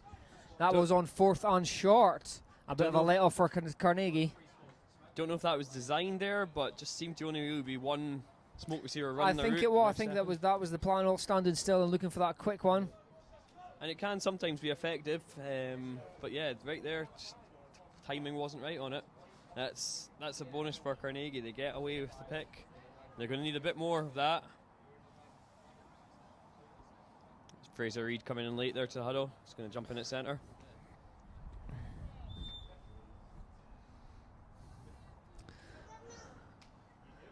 Oh, number 1 looking to turn it up. Ryan Robertson trying to turn it upfield before he makes the catch. Turned his head. Second and halfway. That's the sort of thing they can't afford to do here. It'll be tempting of your time, but when you get to this stage of the competition, you got to make sure you. Definitely.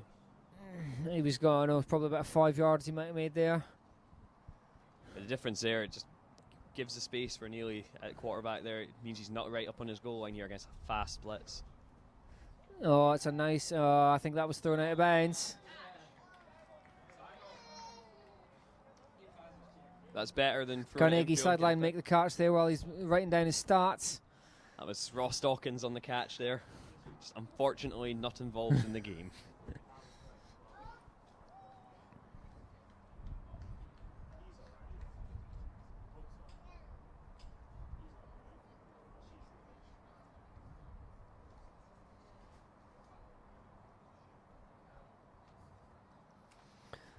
Oh, it's the check down again to the centre. I think Chan Fung. I think that's where Carnegie can get a bit of joy here. Just keep taking the underneath. Chan moving the chains. You don't need to score in one play. 4 chances to get to halfway, another 4 to score. Time it could be. I think time is against them here though in this first half.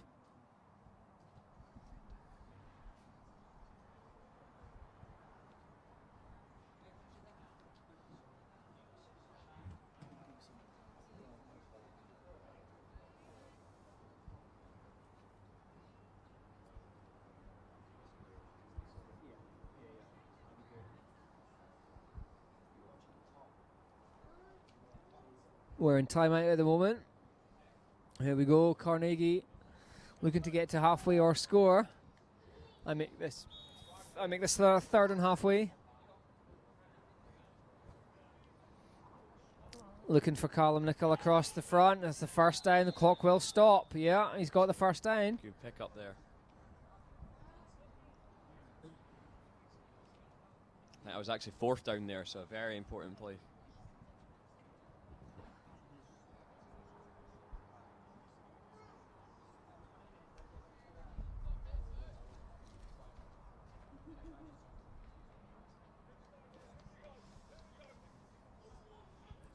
London Smoke looking to try and get the turnover here.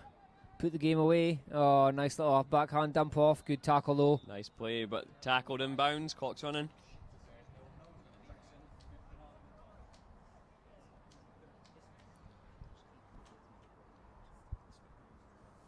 It's going up.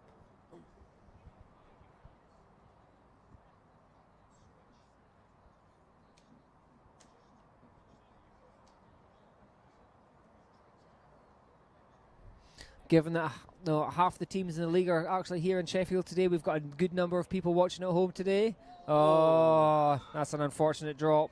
Yeah, you could probably hear that from wherever you are. Neil Arnold not impressed by that drop. I think Pete Allison as well, just getting annoyed in himself there. Sometimes happens with him. He just needs to calm down. He's got the speed to beat his guy there. Yeah. He's gone behind him a couple of times. He was open there. Just needs to settle down and make that play. It's not an easy catch there. It comes through from some hands. It looked like he tried to jump or something when he didn't need to. I think it put him off. I think so. I think he thought he was going to have to try and compete for the ball. Yeah, and then but it was open and free. Straight through the hands in the end. Neil Arnold going for the corner.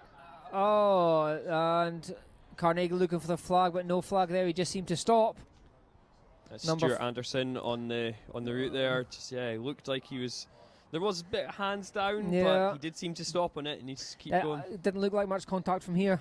It's one of those things you can kind of, even if there is a bit, defenders will know they'll get away with that a lot of the time because it's all down below the waist. Yeah. I'm not advocating it, but it doesn't always this get brings spotted. up 4th down, I think. Yeah, London Smoke back in the prevent defence with a blitz. Nearly a bit of luck there, but not to be. That's a turnover. And that's a big drive there, because Carnegie could have got some points. Time would have been against Smoke to try and score for half time.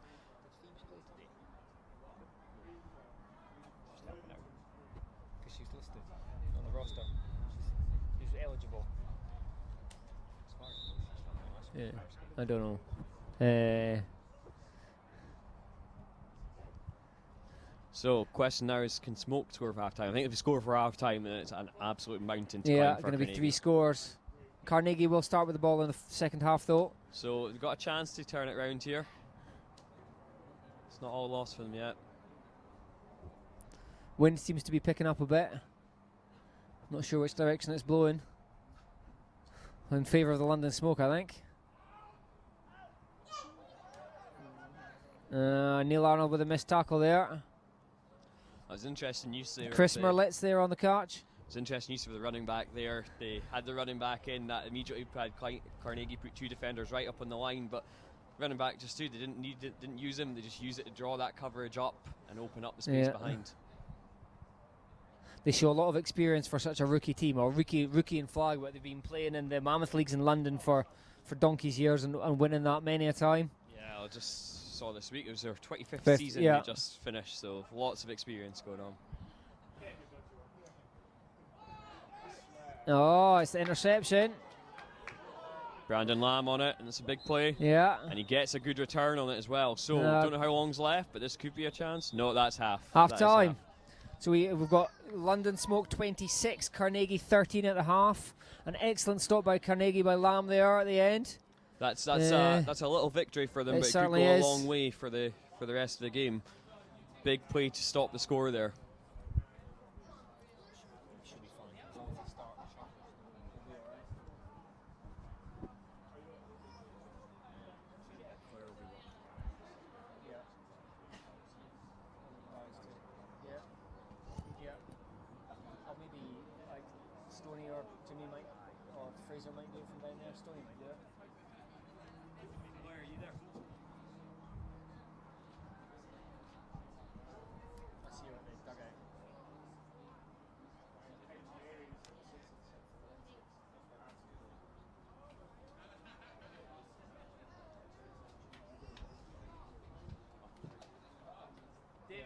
She's just seen. She's picking up now. You. You. Can you do a favour, Chris? Can you bring your walkie-talkie up? Just give it sound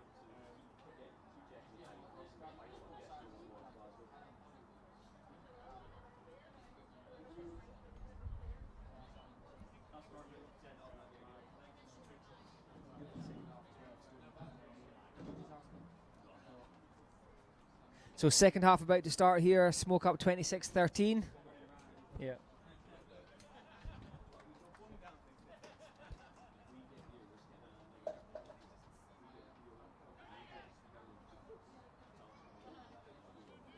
For the second half and maybe the final as well.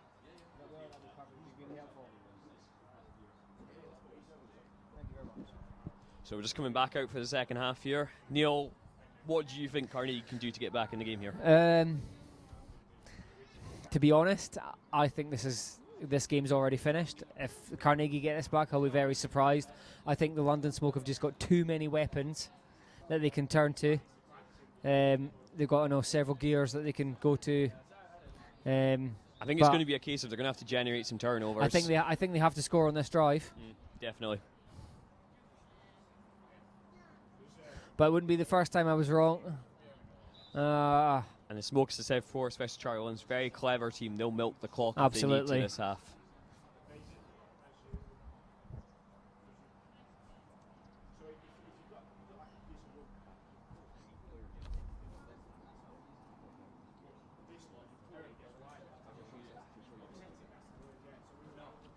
Do you want to tell her that he's just gone down so she doesn't come all the way in?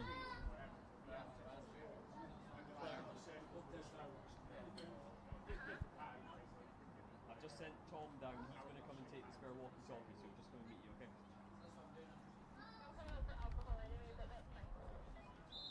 Okay, cheers.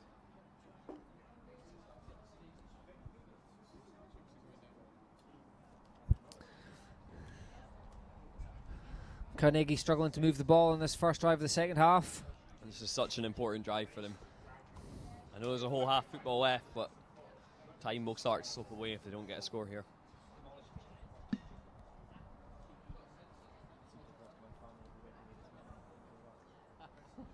They have. Yeah. Neil Arnold looking for the dump off again. Nice move. That's Callum Nichol again. He's really going to be key if they can get back into. I know it's Brandon Lamb's on offense again now. That brings up 4th down. On about exactly 7 yards to go. Bud McFerrin standing on the halfway line to mark 7 yards.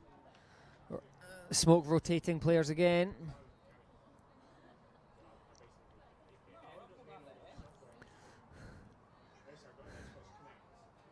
Neil Arnold's changing the play at the line of scrimmage. Not much open. Oh, nice routes there. That's good confidence builder for Pete Allison there. A couple of drops. Yeah, absolutely. I think if he dropped that one, I think we'd have heard the screams from up here again. And he can be a big player for them here. If they've got him catching consistently, he can really cause problems for the defense.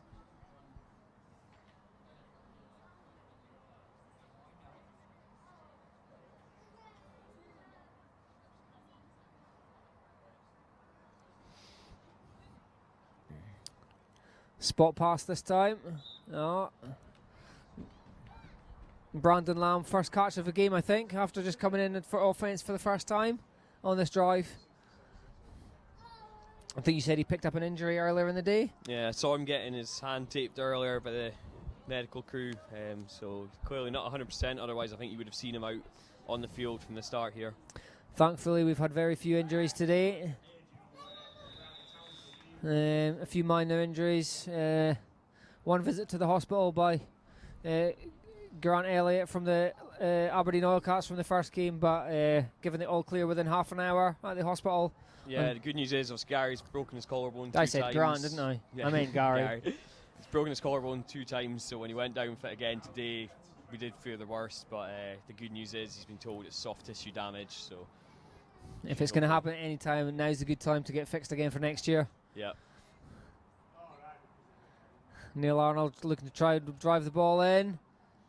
Oh, a great effort there by Henry Williams.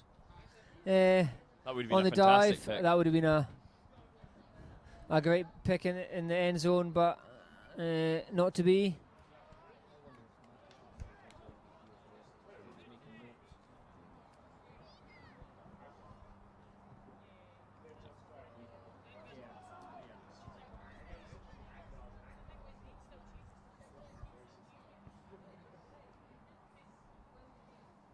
We can check.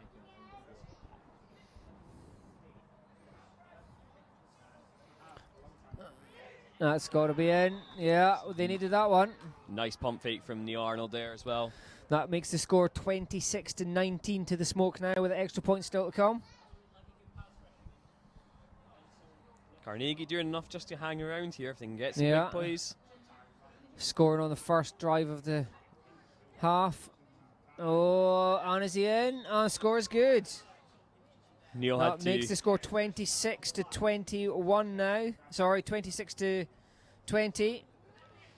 Just one extra point missed so far by Carnegie. 26-20 to the Smoke. Neil Arnold, a little pop to see if they had to shout at him to turn around and look. I've been there before, Neil. With Neil Arnold as my quarterback, playing for the Chieftains in a home nations tournament many years ago, and unfortunately I did not turn my head round and the ball was intercepted, but thankfully we won the game still, so he forgave me eventually. But you do not want to incur the wrath of Neil Arnold.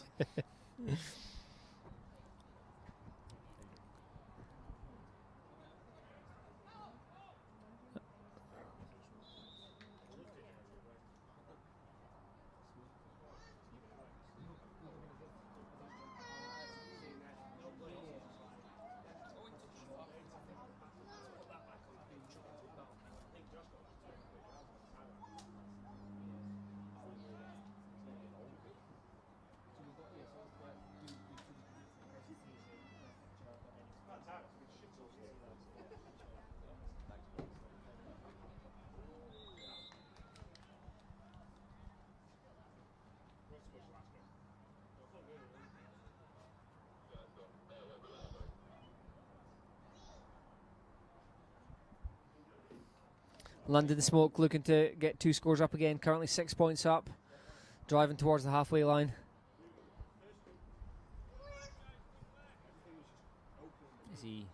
He's got it now, isn't he?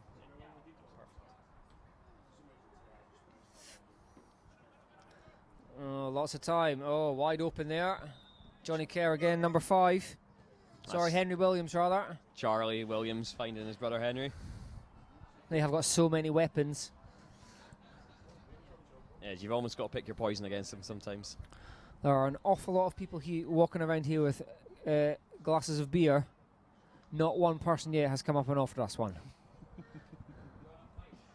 The service that we do to the Flag Football League, and look at what happens. Yes, I think we'd have to refuse since we're on some BAFA duty here. Probably. Is that another? Oh, good tackle there. But, you know, it'd be nice of them to offer. It would. At least we could turn them down and say thank you. Both the teams starting to warming up for the final. Glasgow Hornets versus Button Hookers coming up straight after this one. But still lots to play for so far in this game. Nice placement. And the score is good. Really nice placement on that pass. Low and into the body. Only his receiver's getting that. That makes the score 32-20 to the London Smoke. Their 2-score lead is back, trying to get the extra point there. Just keep stretching their legs.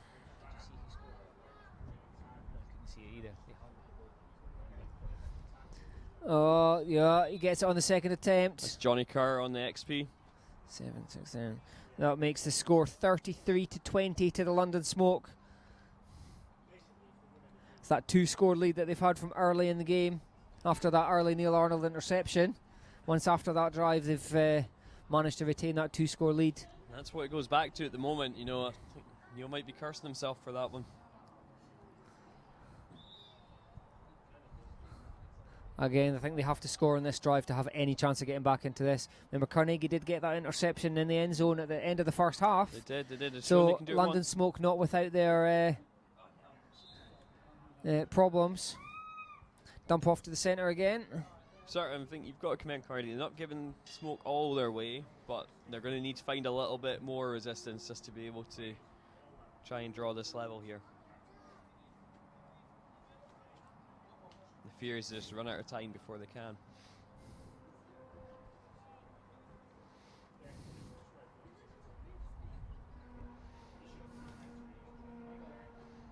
Oh, a little bit too far in front of him there, but he did get a hand on it. I'm not sure how I'm going to do it, but one of my players has just challenged me to get the word budgie into the conversation. I think you've just done it. Oh, excellent. There we go. I got told I had to get effervescent into it, so there we go. 2 for 2.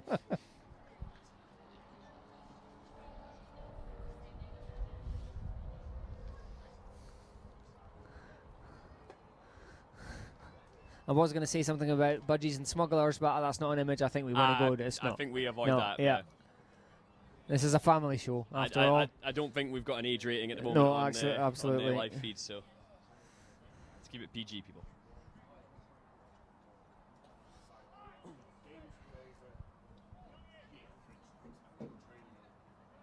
Smoke just getting guys off the field. They've only got 4 on the field.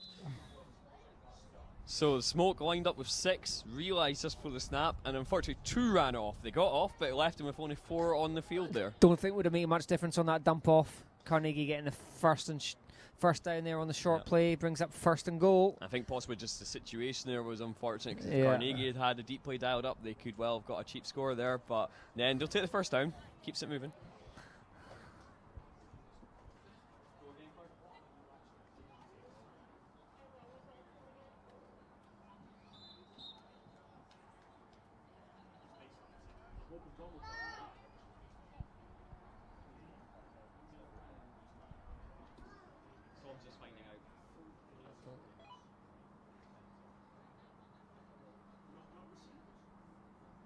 Again.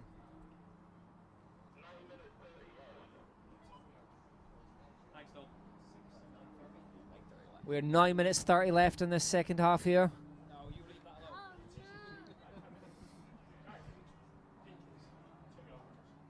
Another nice pick up from Chang Feng there.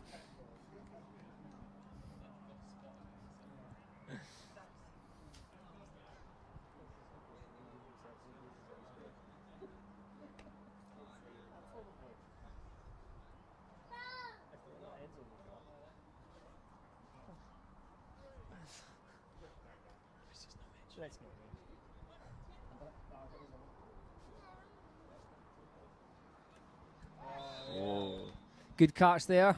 very Right, nice. Toe Twinkle tap toes from on the Brandon. sideline. Brandon Lamb, number 88. I'm glad we've got to see Brandon on offense here, even if he is carrying a knock. Hurry up offense by Carnegie here. Just managing to get the man off the field from the London Smoke. Oh! I think that went over his ankle there. Oh, he's The got it. score is good. Thankfully, he's back up on his feet. Did think for a second he Yeah. dropped it, but no, he managed to No. hold on. Great That grab makes by the Callum score Nicol. 33-26 to the Smoke with the extra points still to come. Went down on a, looked like he'd really hurt himself there, but thankfully up on his feet. Carnegie keep answering back, but they're still down by that touchdown here. Big extra point coming up as well.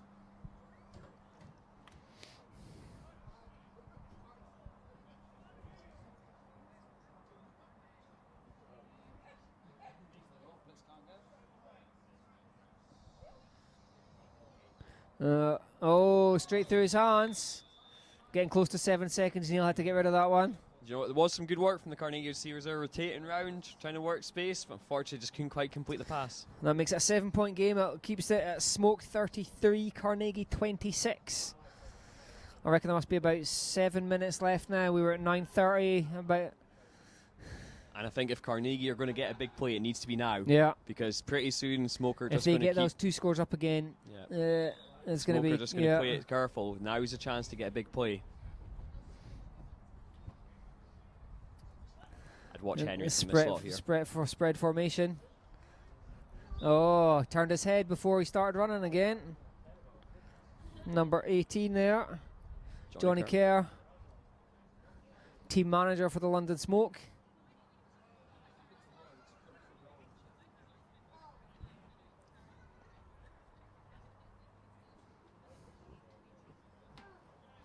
Two quarterback set here for the London Smoke. This is where the fancy stuff comes.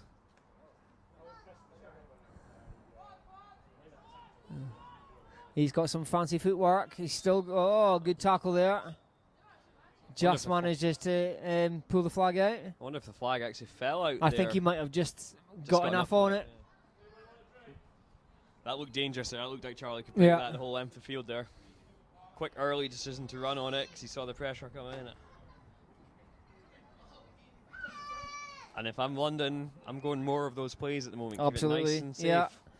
Don't want to be doing anything silly when you got the lead. And they're showing they can get chunks of yards. You know, sometimes you talk yourself out of plays like that because you think we're not going to get enough yards, but they've just shown they can. It nearly came back to bite the London Rebels in our previous game when Calvin Charlton threw a pick deep into the second half. But the Giants couldn't do anything with it. Good block there from the Blitz. 5 minutes 30 left in the second half here. Brings up 4th and halfway. Big stop coming from Carnegie here. If they can hold them here, we could have a game. We could have a game on our hands. This is a big stop if they can make it.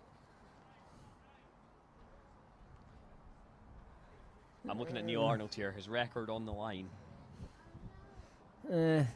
London Smoke taking their time. Made that look very easy on the out pattern to Henry Williams. Yeah. Brings up 1st and halfway. That was almost too easy there. It was. To get first. That's when you think, if he drops this, he's in trouble. Yeah. When he's got nobody around him at all. Yeah, your team aren't letting you forget that for a while. But that's, personally there, Carnegie, if they realise the situation, they play aggressive. I know they don't want to get beat over the top, but... That could be it now. Yep.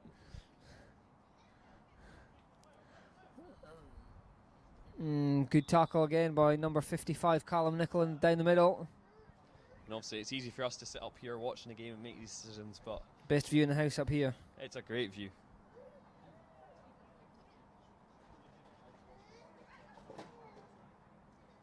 I may come home a bit pink though after today. It's quite sunny here for Sheffield.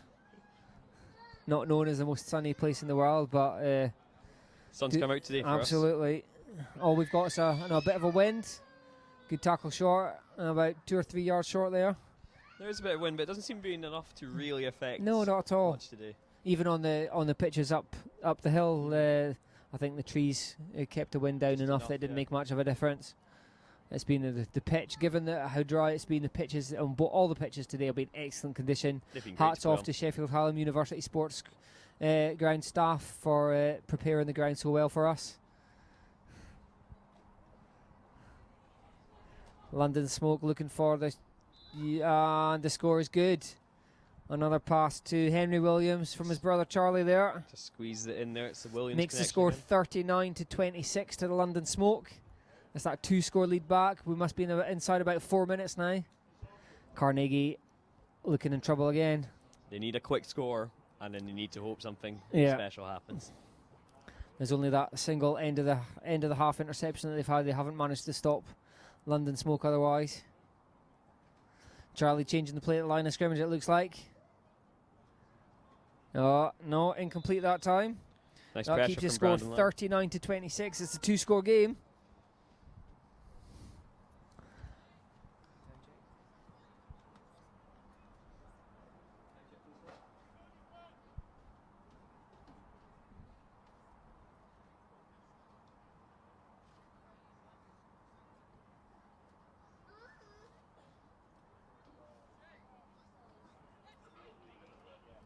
We're about 3 minutes left in this game now.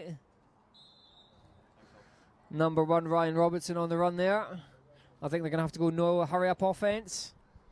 They'll still go back into the huddle. They've not got time here. They need to score and get the ball back. They need to score quickly. I'm surprised they're using so much time in the huddle here. They don't have that time to use. Only thing I can think is they're banking on scoring and then inside 2 using their timeouts and hoping they can stop London and get a deep ball, but I'd be a bit more urgent if it was myself. And we're at the 2 minutes now. Remember, the clock will stop on a first down. They've still got their 2 timeouts each left. Oh, it's going for some fancy stuff. Oh, that's an ugly one. Oh. Out of bounds. Unfortunately, Neil Arnold didn't get behind that one. That was a chance there. That was a chance. Some fancy stuff in the backfield there. Got some space for them. Yeah, absolutely. But no, Pete Allison was already out of bounds. Didn't have a chance for that one. It just didn't come out very well at all. No, I know. There's a couple going through his hands earlier, but that's definitely not his fault. That's not on him for that one. We're on 3rd and halfway with about 150 left to go. Just keep coming.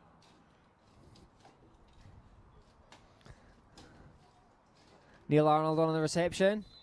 Tackle is inbounds. The clock will continue to roll. We're on 4th and about 7 yards to go. Carnegie diving into what we sometimes call the fun part of the playbook here, but it's by necessity here. They're finding that they're starting to get a bit of action with these slightly less conventional plays. Call them trick plays and flag, to be fair. They happen quite often, but Neil Arnold, of course, was a receiver previously and then switched to quarterback many years ago, so he's still got that ability.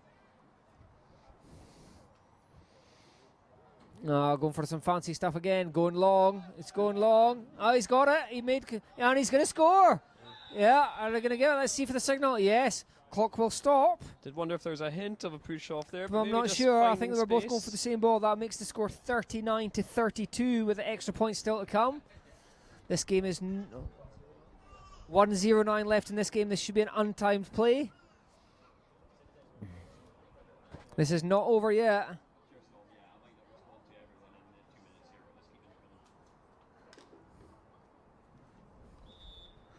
An important extra point to come here. In so many games this season, all across the country, the extra points have been the difference between winning and losing. Oh, it's good. Excellent fake by Neil Arnold there. Stuart Anderson on the catch.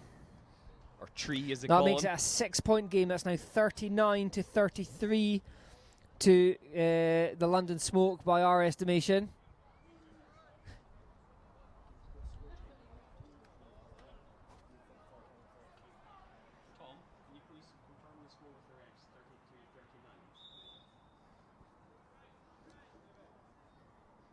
London Smoke back with the ball, looking to try and run the clock out if they can. He's trying to stay in bounds, goes out, the clock will stop. Henry needs to just put a knee down in bounds there. Yeah, I think lack of experience for the BAFA rules on that one. Yeah. Carnegie did a good job there of just shepherding him out. They got swarmed around it and they just help just shepherd him out the sideline there, so he didn't stay in bounds.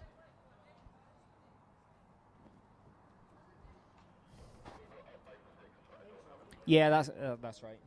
That's what we've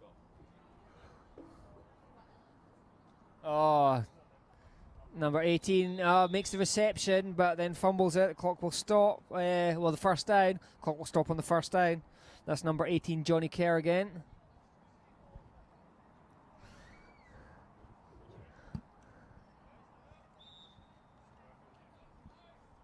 I think with the first down here, Carnegie need an interception.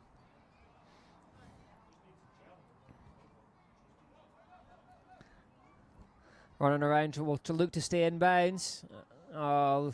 Still going. Still going. Still going. Finally tackled there by Neil Arnold, number 13. All they're looking to do is run the clock down. Henry Williams is showing how elusive he is there, though.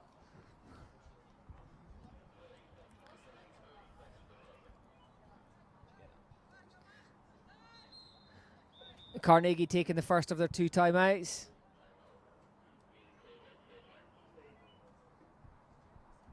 We'll just get a time check. So I think Carnegie had been trying to get the time out. I think they maybe lost a couple of seconds.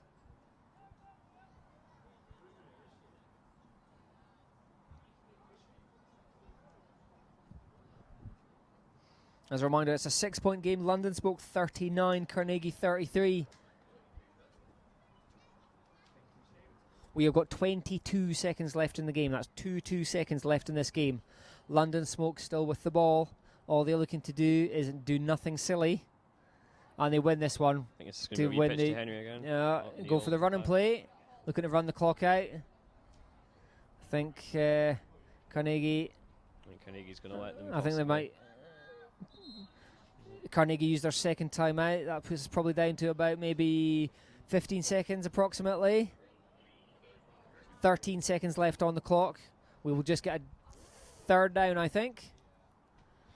We're going to do the same. We're going to let the clock run out, we'll take a knee, and that'll be the game. No time left for Carnegie here to get the ball back. London Smoke run out winners. The final score, London Smoke, UK Division 1 champions on 39, Carnegie 33. That was a good game in there. That was. They made a very good game of it. You worried at the start Smoke were going to run away with it. Carnegie did enough just to peg them back. I think Smoke were always comfortable. I think they were, but Carnegie gave them a good run for their money. Yeah. The first loss in a very long time for Neil Arnold. But the new boys are on the block.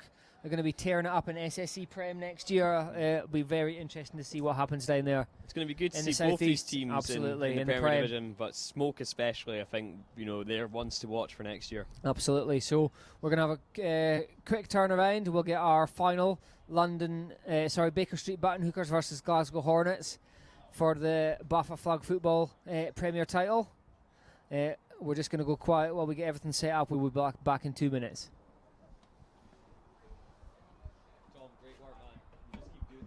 Such a difference. I think we may have noticed that.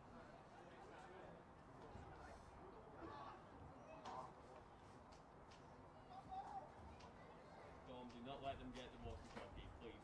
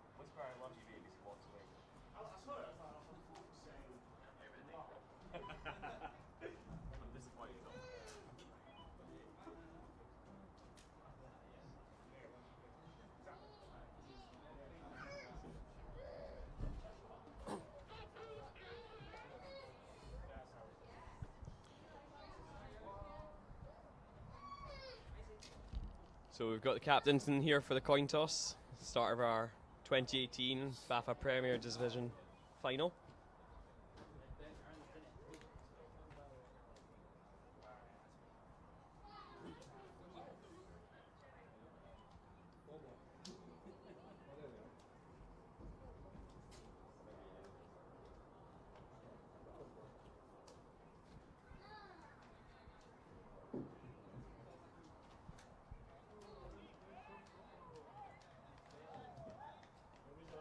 Okay, so Hornets are going to start with the ball here. In fact, correction, sorry, it'll be Baker Street Button Hooker starting with the ball.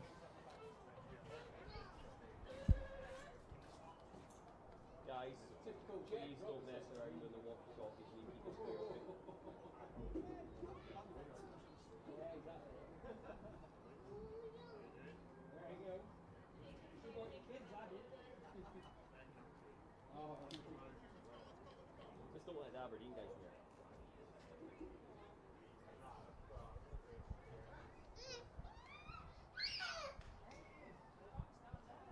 Okay, so we're just about ready to go.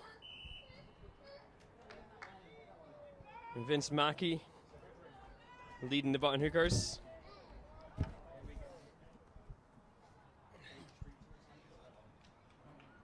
I'm back. I was just getting some refreshments in. I'm glad you're back, Neil. Steve Mongai on the first catch of the game.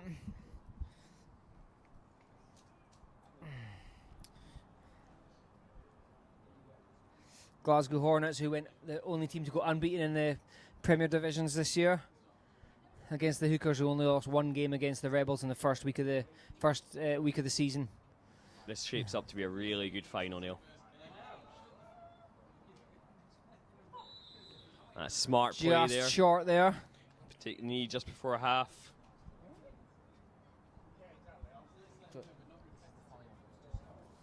It's Casey Fitzsimmons there, picking up the yardage. Knee down before half means they've got 6 downs effectively to get to the end zone here. No. I've just been joined on the balcony by the Henderson clan.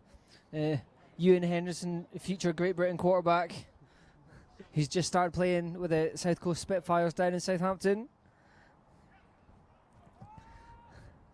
Vince Mackey with an excellent pass there.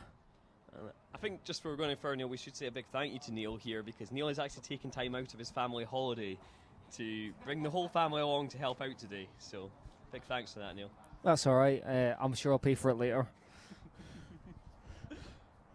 I think everyone watching right now will appreciate how much we mess our families around. Absolutely. Yeah, we said about that the better. Yeah. So yeah, thank you to any families that are watching. Yeah. But yeah, this is the first day of our 2-week family holiday, which just happened to start in Sheffield. Good planning, that.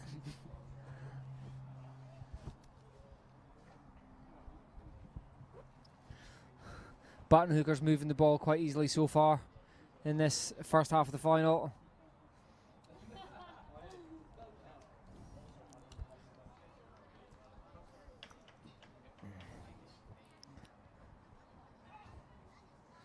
Oh, Vince looking to get it short there to MBB coming across the front, but a little bit too low for him. There's good pressure from Kaz Arshad. He's been a great addition to Glasgow this year. Really, really quick blitzer. That's a new name to me. He's the first season he's played this year. First season he's played. He joined them in the off season. He's a really good, really quick blitzer, but I know he can do a bit more than that as well. So I think he'll really become a big part of this team over the coming years. A lot of sacks this year, isn't he? He has. He's a very tough player to play against. Mike Bradley Bansky, MBB on the catch again there. Cameron Shaw on the tackle. Hornets really glad Brings to get up Cameron 4th back. and about 4 yards inside the no-run zone.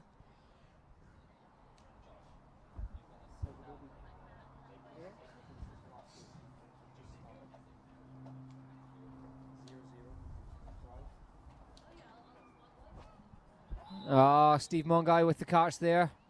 That makes the score 6-0 to the Button Hookers.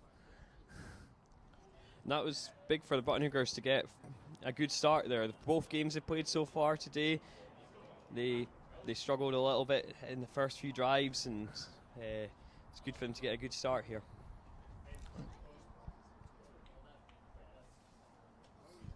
So we're going to head across to Ewan Henderson here, future Hall of Fame quarterback, to ask him who he thinks is going to win the game. I think the Hornets. Well, there you heard it here first. The Glasgow Hornets are going to win this game. Ooh. Well, they're going to have to respond here. 6-0 down, but the XP was no good. Incomplete there on the extra point. That keeps the score 6-0 to the Button Hookers. The first time we see Alan Young coming out in the final here at quarterback.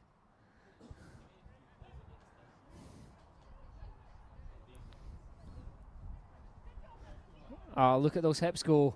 That's Richie Moore on the catch there. He's always had the hip swing and the Richie Reach, as we like to call it. The Richie Reach, famous for years up in Scotland. But this year he's trimmed down a bit, and he's had a really solid year. You have to. Well, I'd have to say, he doesn't look like a football player. No, but that no, sometimes belongs to go into a absolutely. false sense of security. He can make plays. Somebody that does look like a football player, number 23, Julian Holborn-White, whose wife plays for the Carnegie football team. Towering Adonis of a man. Makes me feel inferior every time he takes his top off. What they get up to up in Scotland, I'll leave to your imagination, viewers. Just as anyone in Scotland watching will know, as soon as it gets above 12 degrees, that's tops off weather. So it happens sometimes. You might have seen Julian in the wrestling ring. Or not, as sometimes is the case.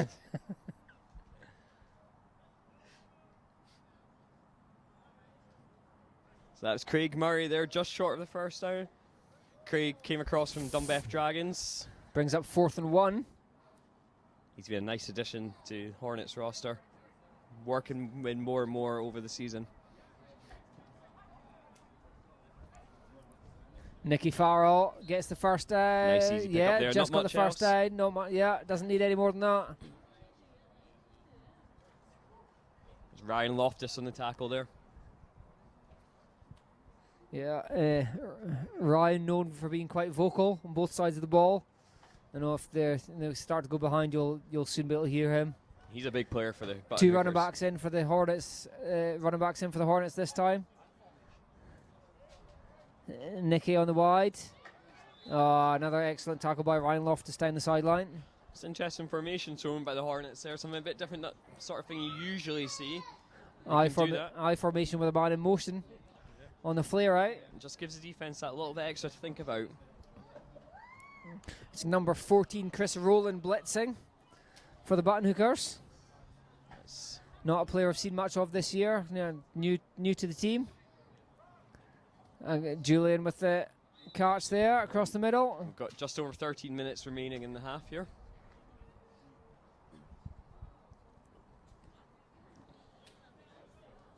So Hornets, obviously, they have out one of their offensive stars, Grant McLennan, who unfortunately had a knee injury mid-season that's ruled him out. But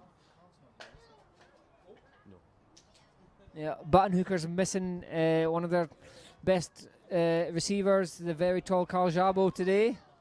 Nicky Farrell manages to get the score. Takes a clatter from the defender, but still manages to twist and turn to get in. Great that makes the score 6-all, with the extra point still to come. Great effort to hold on to the ball there. Took a bit of a whack. He looks like he's okay. He lost his bearings. He found them quickly enough to get back into the end zone. The two best teams in football playing at the moment. Blitzing from slightly wide. Alan Young on the check down. Oh, good tap there. Quite a lot of press coverage going on from Ryan Loftus there, but the ref's letting it go. Incomplete on that extra point attempt. That keeps the score at 6-all. Just under 13 minutes. We've had one drive each. Button Hookers coming out in the no huddle. Vince Mackey, GB quarterback, back at quarterback.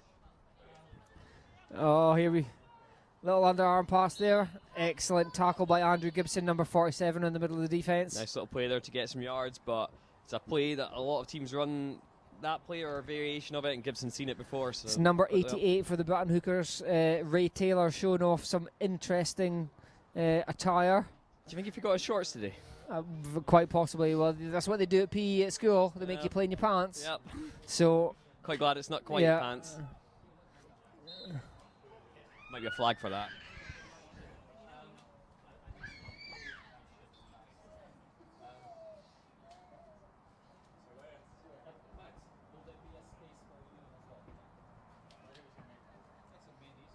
Hello.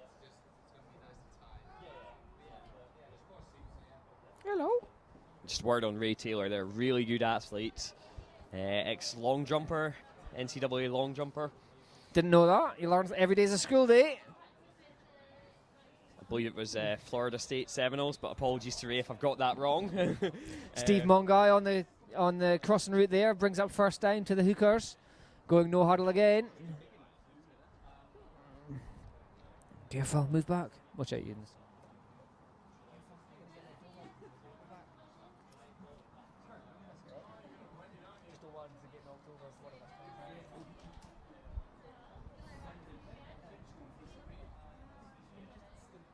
So direct snap to the slot receiver. Oh, does he make it? Oh, yeah. catch Just is got his good. hands Yeah, under there. that's number 21, Casey Fitzsimmons. Manages to get the ball off the ground. Wyatt Getty on the pass there. And that's interesting because earlier today they were running that play with Ray Taylor throwing it, so showing a bit of versatility there. That has got to be the most American name ever, hasn't it? Wyatt Getty. It's a fantastic It's name. great names.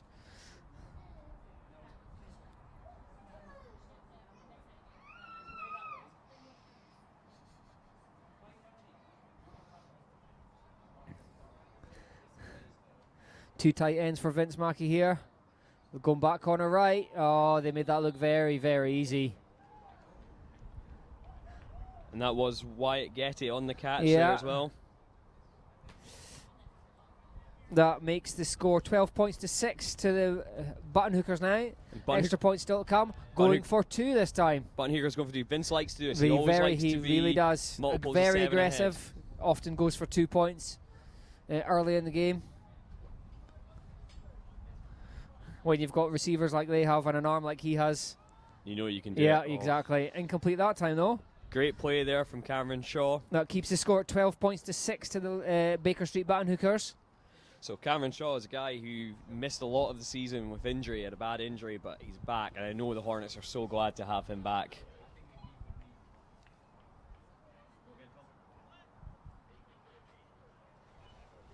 .840 left in this first half. Alan Young on the check down.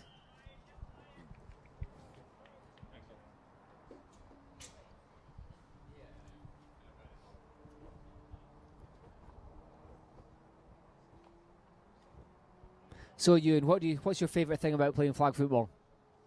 Just the running and catching. And can you do both of those? More the running than the catching. Yeah, you just need to work on it, don't you? Yeah.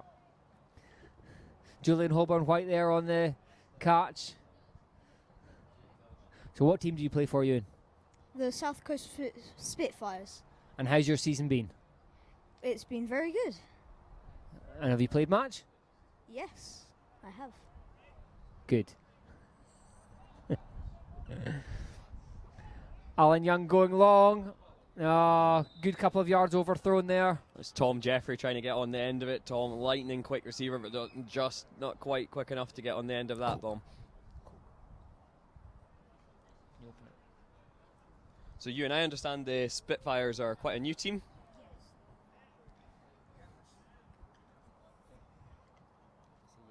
Yes, they are. That's good. So was this your first year in the league, was it? Yes. Very good. So the boys didn't play in the BAFA League this year, but played in the CAF. That's the Southeast Youth American Football. Oh, okay. Excellent catch down the sideline there by number 87, Craig Murray. But first year as a team for the South Coast Spitfires, but most of the teams put in front of them. So lots of potential, depending on the age categories that are for the kids this year. They may or may not put a team. Most of the boys have already turned 12. so won't be eligible for the under 12s. Okay. But if there's BAFA do an under 15 category, we'll put a team in there. No. Oh, and we're going to be in there. Oh, he's given the score. Julian Holborn-White on the catch there. Pass from Alan Young. Put it down. Thank you. That makes the score 12-all with the extra point still to come. And just touching on the youth teams there, I mean, it's great to see a few more youth teams sprouting up. Obviously, we had many years ago, there was quite a good youth setup, and I think it possibly went a little bit by the wayside, but it's starting to be built back up again. I think there's teams coming through, lots of teams getting set up as cadet and youth teams in their own right, or incomplete on that extra point attempt there that keeps the score at 12-all. But lots of the kitted teams as well. Manchester Titans, another kitted team who are just on Facebook yesterday posting about training another bunch of 50 kids in flag football. So I think looking at what the Titans have done recently, they're really great setup. I know there's a few others like them around the UK. I've mentioned obviously always to Highland Wildcats up in Inverness as well. But I think Titans have really embraced all aspects. Absolutely. Of American football. I think 6 of their 7 teams have made playoffs this year, which is an excellent record. Oh, Michael Bradley-Bansky going down the sideline. Excellent tackle by Nicky Farrell for the first down. MBV against another player, bags of speed. GB receiver from the GB quarterback as well there. Good connection.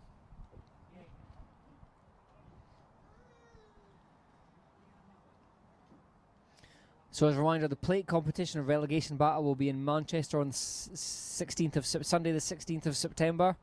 So we've got another 16 teams plus some Prem teams looking to not get relegated playing across in Manchester.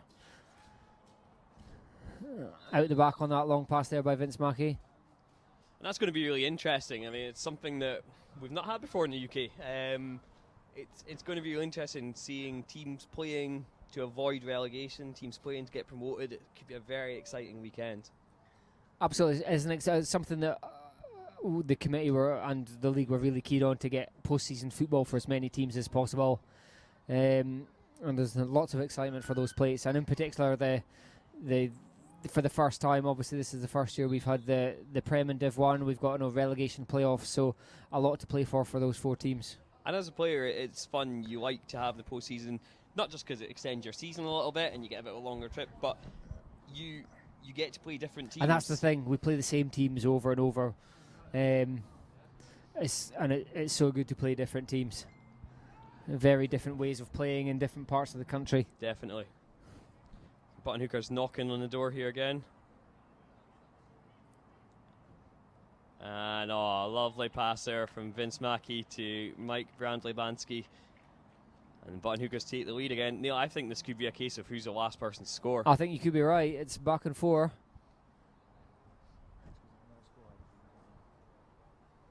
That makes the score 18-12 to the Hookers now. So 3 minutes 10 seconds left in the first half. Hookers looking to add the first of the extra points in this game. Oh, another missed extra point. No scored by either team so far. That keeps it at 18-12 to the Hookers. Scores on every drive from both teams so far. Was one play was there, but just couldn't quite link up on it. As we're mentioning other post-season games, I've just I had a message to point out that we've got youth flag finals back here in Sheffield on the 1st of September. So we've got the under-12s and under-17s back here in Sheffield for post-season football. Nicky Farrell down the sideline. Twinkletoes nice just steps out of bounds. Nicky Farrell, just another guy who, maybe to look at him, you don't think he's going to do much, but he can, when he puts those moves on you, he can beat you in so many ways. And also, he is a smart football player. He knows the game inside out. He jumped in, played quarterback a couple of times this year when Alan Young's been struggling with injuries, and the drop-off's minimal. The drop-off's more the fact you take Nicky out of receiver. And that's no disrespect to Alan Young. It's just how good they are. That's the 2-minute warning now. Glasgow Hornets with the ball, looking to get the first down.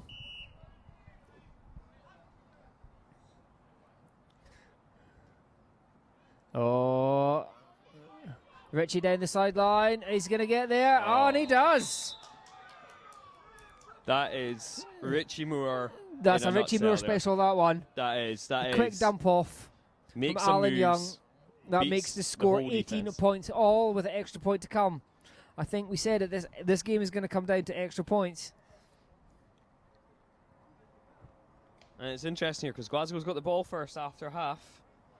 If they can manage to stop the Hookers on this next drive, that could be the difference. Oh, had a chance on the outside shoulder. That was a nice throw. Just it's a tough catch. Just couldn't quite He make it. certainly zipped that one in. That keeps the game at 18 points all. No extra points at all after 6 touchdowns across these two teams. And obviously here we've got Glasgow looking to win their first ever British title. Baker Street Button Hookers looking to defend the title they won last year. He's going long down the left-hand side. Oh, it's a drop. That has to go down as a drop. He's past Julian, holds up his hand, knowing that was his fault, that the receiver was past him.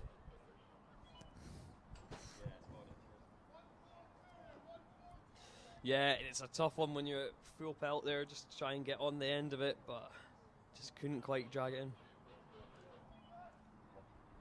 1:32 remaining in this first half. Another reminder to me sent to me just now to say that the Opal Series, that's BAFA Women's Flag Football season, will start next month. We have the North and South divisions again.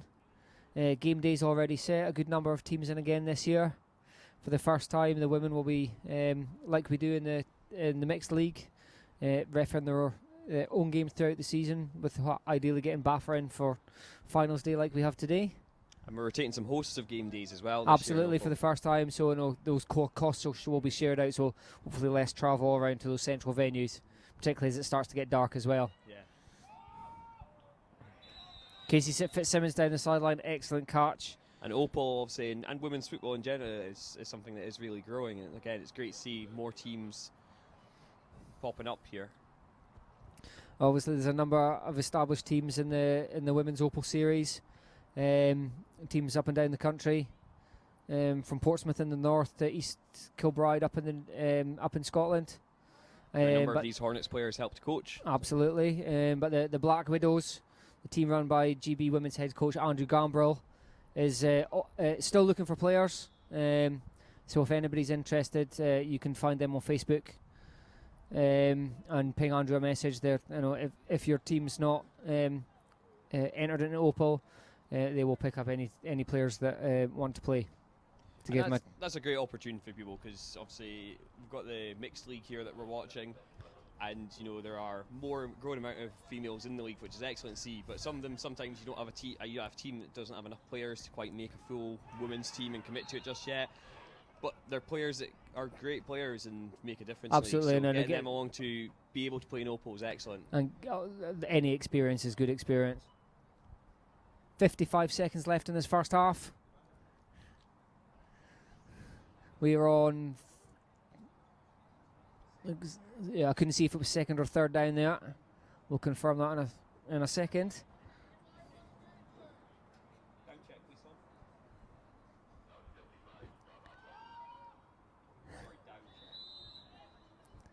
Another catch in the middle. Clock will run. I think there's a timeout this time by somebody. Not sure who.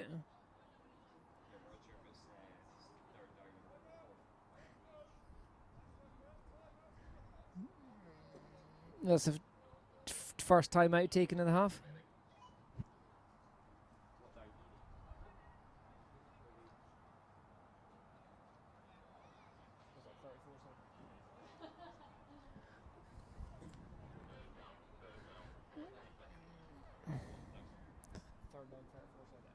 We were on third down with 34 seconds left for the Hookers.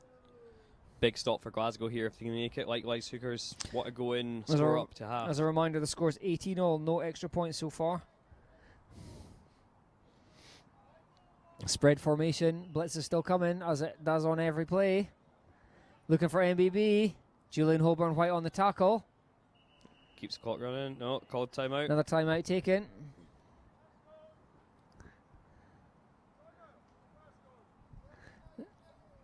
That's Glasgow calling the timeout, so they clearly want to have another shot of the ball in this half. 28 seconds left, 4th and goal. Big play here in the context of this game.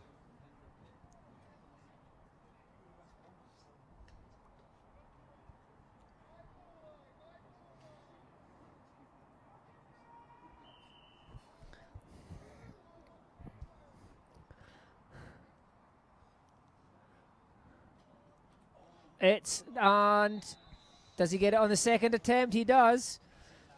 MBB making easy catches look hard.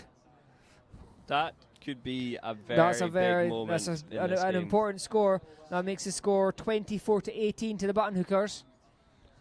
This is going to be an untimed play. There's about 20 seconds left. I think maybe Cameron Shaw got something on it there that made it just bounce off MBB's chest. He did well to locate the ball.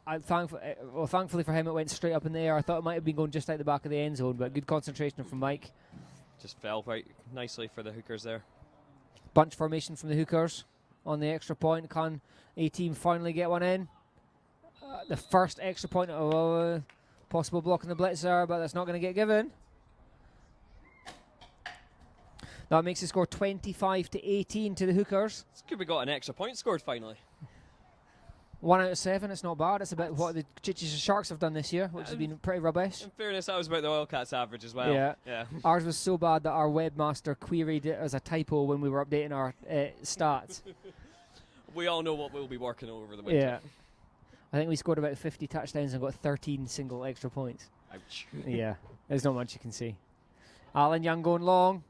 Well overthrown there. I wouldn't say that's the only reason we're up here today, Neil, but it's certainly a contributing factor. Yeah. At least you were playing at finals today. Well, yes. Yeah, my Coke again, please. Please. 26 seconds left in this first half for Alan Young to drive down and tie up this game. And Glasgow obviously thinks to use both their timeouts. So they're going to have to use the sideline here. Well overthrown that time. I think possibly that's a throwaway more than a misplaced pass there.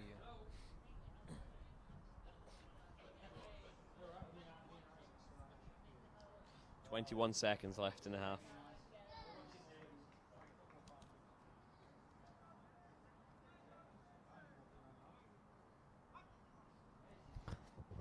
Nicky Farrell on the run.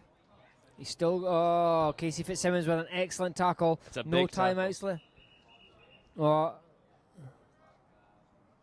Interesting. That's an interesting call. Interesting call. We'll just get a time check. That is a very interesting call. 15 seconds, 5 seconds left. I'm surprised. I was just about to say that was a great tackle because Nicky was about to break it to the sideline and be able to get out of bounds, stop the clock. Instead, I just don't know why you call timeout. Is that 4th down or is that 3rd down?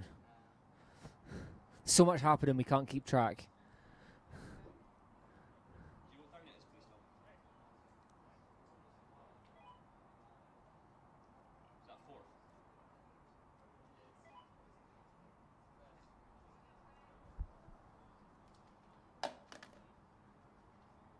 Fourth down.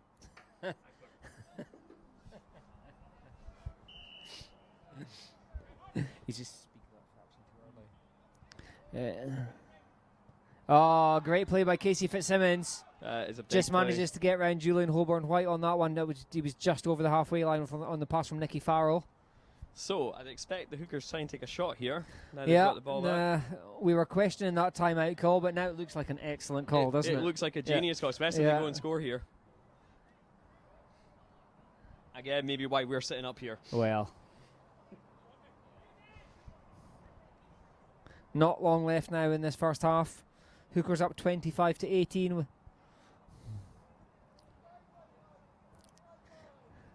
Vince looking to the weapons. He's got a wide receiver in the spread formation. Blitz coming. Hornets back in the prevent defense. Looking for the sideline. Steve, excellent catch. Gets out of bounds to stop the clock.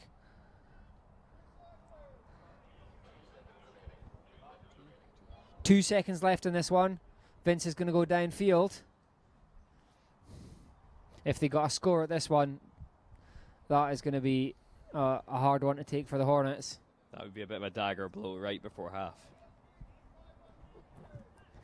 Oh, it's a high snap, but he gets it down. Vince has got the pass. Oh, excellent defence by Julian Holborn-White there. Now, that's half-time. The Hookers lead 25 to the Glasgow Hornets on 18. Joes makes a great play on that. Yeah. He's just that's got, an his arms excellent just play. seem to be go gadget arms. Just extend when need to. He usually pulls them in for an interception actually, but safety first there, just tip it away, go into half. What's that cable behind you? You're doing a grand job, Phoebes. Thank you. Just carry everybody's stuff everywhere. I didn't want to say, but yeah. I'll see you guys later. Take care.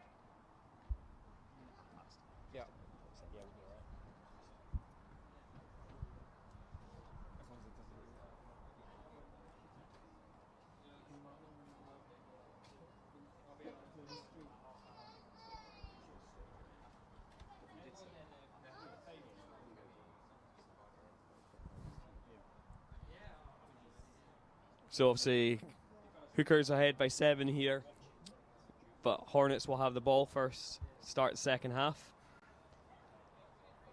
Neil again is a quarterback, coming in a score down, but getting the ball to start the second half. What do you need to have going through your head? I don't. The Hornets haven't done anything wrong. They're moving the ball.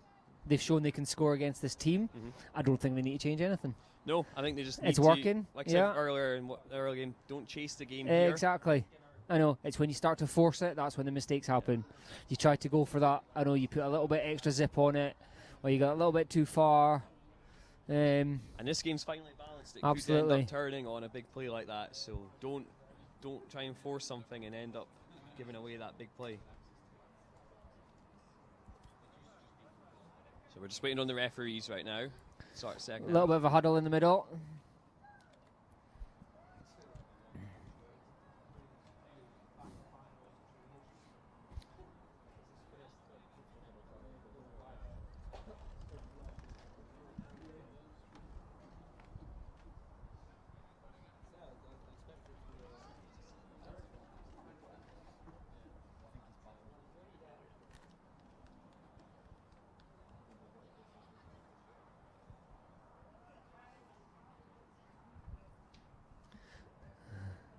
So second half about to start. Glasgow Hornets with the ball, trailing by 7.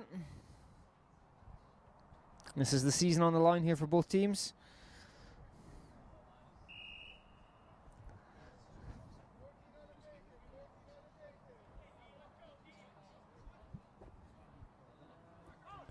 He's going long on the first play. Julian's open. Excellent catch. Makes the catch. Just steps out of bounds. An excellent start for the second half. Good job from Joes along the sideline there. Lovely pass as well from Alan Young. That's a good way to start the second half. One-on-one with Katie Simmons, who's really looking quite annoyed with himself on that one. Yeah, nice thing about that pass, it didn't seem like it had to be forced there. No, just he floated up and let Julian go up and get it. When you've got a target like Julian, that's a nice target to have. What he does best, go up and get balls. He adds so much more to his game. That's not the only thing by any means. But that's like you with the oil cuts with Gary Elliott. It's like having that sort of size of a target. Oh, they made... Oh, that was quick. That's a great start to the half for the Hornets. That makes the score 25-24 to the Hookers. So let's see if they can tie it up in the XP. This extra point's looking even more important now. But yeah, it certainly helps when you've got a big target like that. It's a big advantage. And 2 plays and a score. Yeah. Yeah, it's good to see him getting Joes worked into this game with his height. He's caught a few underneath. Nicky Farrell, did he maintain control when he went to the ground? Yes, he did. Well held on by Nicky 7 there. points there for the Glasgow Hornets. Ties it up at 25 points all. We have got a football game and a half going on here. We have. We thought this might be good, but this is really living up to the billing. Just like the previous game, it was pretty close all the way, but this one's even closer. Again, Glasgow Hornets unbeaten all year. Hookers only losing a single game to the London Rebels. Hornets won't want to give up that unbeaten record easily. MBB on the catch on the sideline. I think we should also talk about what MBB's taken to the Button Hookers this year. Obviously joined them. He's been around playing in KJ years for Absolutely. leagues for Farnham Knights, been a GB player for a few years, but now he's gone to Button Hookers, get a bit more work with Vince Mackey. Yeah, I think quarterback. all their receivers, they've been playing together all year. Played last year as well. That I know. Train hard, play hard. Go to the overseas tournaments. That really shows the difference. Another pass to Mike there. Julian on the tackle. It's almost unfair in a way that they're able to add some of his talent when they're already champions. It's really but good. From a GB point of view, it's excellent to have Absolutely Flag more regularly, really coming on and getting that chemistry going with Vince. And so, joining the Button Hookers in the SEC Premiership with the London Smoke, who won the Division 1 title. That's going to be some division next year. Incredible. Together with the London Rebels, the Reading Lions, and the Victoria Park Panthers. Possibly the Chichester Sharks, but we'll see when we play Northants Titans White in a month's time, who got 3rd place in Div 1, so that's going to be a tough ask for us. Tough game. What's your thoughts on it? How do you think? I think it's going to be very tough for us. But any given Sunday and all that, anything can happen. I think so, and obviously you had it tough this year, but playing against tough opposition is great practice. And I think that's what we say to our newer players. It's like, we play in the toughest division. You only get better by playing against better teams. Exactly. Vince going long. Oh, splitting that zone right up the seam. Steve Mongai, number 13, for the go-ahead score. Makes it 31-25 to the Button Hookers. This is back and forth all the way. So again here, extra point becomes big. Hornets can get a stop. They know if they can go and score, they can get a chance to take the lead. Button Hookers just going for 1 as well, so they're keen just to get these working. Looking to tie it up here. Looking to extend that lead to 7. Going to the back of the end zone. Oh, over MBB's head. Just overthrown there. Not much in it. That keeps the score at 31-25. That extra point from the Glasgow Hornets looking really important now if they can get the score.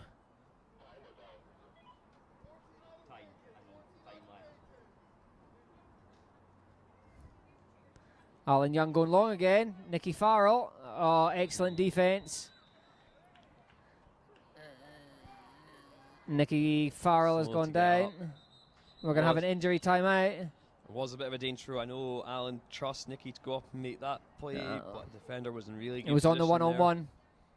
It was either going to be a great grab. We're going to have the medic come on just to check out on Nicky. It looked like he might have twisted his knee or his ankle. Nicky has had some issues with his knee this year, so hoping he's not done himself a damage here. He tried to get up, but couldn't manage to get to his feet. And he is a big player. Glasgow will lose him. Hornets have got great strength and depth, and by no means would it be a knockout blow. But Nicky's that's an important one. Both sides. I was just about to say exactly the same thing.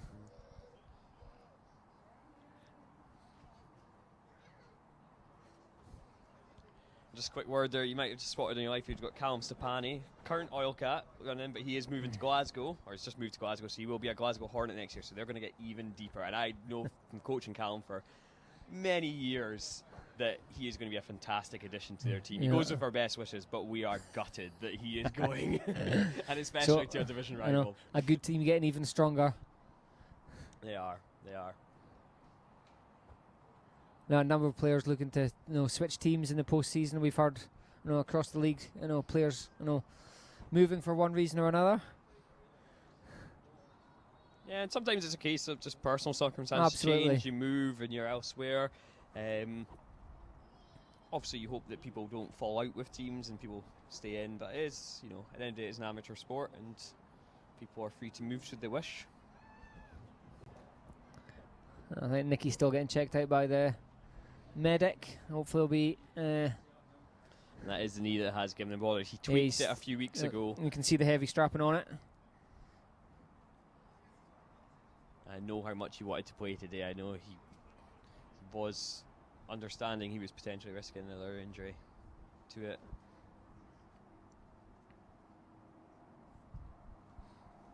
A number of teams here and across the UK, I'm sure, will be looking to play in the Jaguars UK flag tournament. The top prize again, a trip to the Super Bowl. Jag Sevens. Jag Sevens, that's right. 7-a-side tournament. That's Nicky Farrell managing up to get on his feet. I'm not sure he's going to be back in this game, but at least he's able to walk off under his own steam.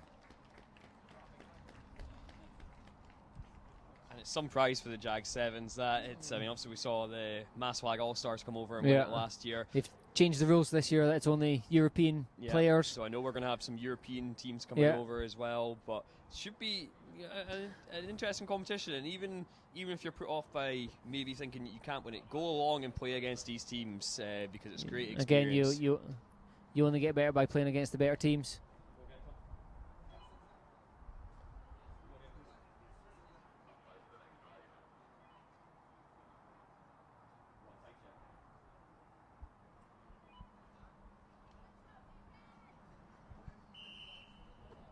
So we start again after that short injury.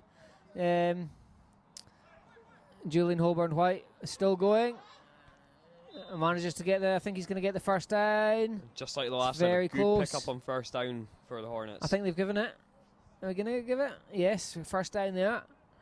Alan Young finding Julian Holborn-White in that gap. Casey Simmons missing the tackle again. Thanks, Tom. If you get a chance, keep us updated on Nicky whether he's likely to come back in or not. 14 and a half minutes left in this one. So still a lot to happen. Alan Young looking for the excellent tackle by Casey Fitzsimmons, making up for his miss on the last one. You've got to enjoy watching Alan play sometimes. Like it's not necessarily conventional there, but he goes about 3 different motions: underarm, sidearm, and then just into an if it gets there, it's fine. It works. This is the thing. He is so effective at getting the ball out of his hands and getting it to a receiver and letting them do the work. If you were to ask ex-Great Britain, Chichester Shark, Thrashers, quarterback Nick Watson, only passes that are perfect form should count, but I know 600 touchdowns for me over 12 years. That's the thing. Works fine for me. If it works, if it gets there, who cares?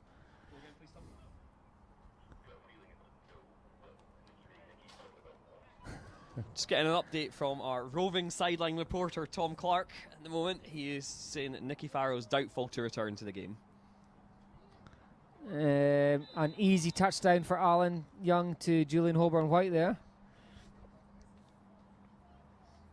That ties the game up at 31 points all, with the extra point still to come.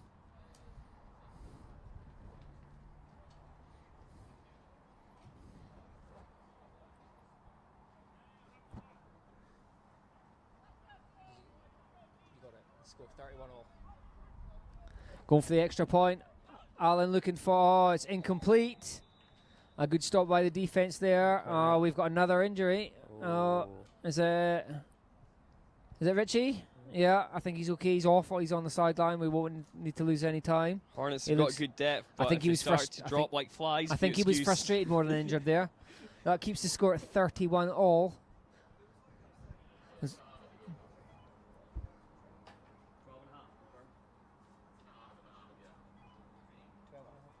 12 minutes left in this second half. A very high snap Vince manages to bring down. Poor pass there, but I think a bit of miscommunication with receiver Steve Mongai. So just whilst we've got a second here, Neil, I just want to give a quick mention to the group project as well. I've got a couple of the guys from there sitting alongside us here today. They're a bit too shy to come on live streaming for us, but they're doing some great work. Obviously had the first annual group bowl last Saturday. Yep. And hopefully we're to win it again next year, I think, as well. Long pass, Mike. Good. So I'm just being told hopefully there'll be a ladies competition in the group bowl next year. But just back to the game here, that was a lovely catch down the sideline. Another Glasgow Hornets player down. It's Tom Jeffrey on the floor. MBB with a long catch from Vince Mackey there. Yeah, we're going to have an injury timeout. Yeah, go again, please. Tom, go again.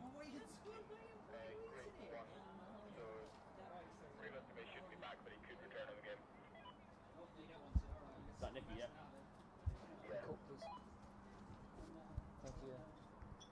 So early diagnosis on Nicky Farrell. They're thinking it's a grade 1 sprain. Again, doubtful to return. I think he's got some ice in it, so I think he's probably not. Attention turns here for Tom Jeffrey, who's also down. And Neil, did he fall on his head as he went? I think he might have had a little bump. He went for the, trying to defend that long pass to Mike Bradley Bansky. I think he might have taken a little bit of a bump. I think he's just taking his time to get off. He looks okay. He looks okay. I think he'll probably at least take one play off since it's a little bump on the head, but although the medic doesn't look overly concerned. Tom's He's an working his exciting way player around. for the Hornets. He's again fairly new to their team, but he's added a new dimension to them. Sometimes you obviously struggle to get enough reps on, just for the depth of talent there, but he's like a solid player. Oh, Vince Mackey to Mike Bradley Bansky again. That hookup is working Yeah, well it for really the Hookers is. today. Another 6 points for the Hookers there. Makes it 37-31 to the Hookers.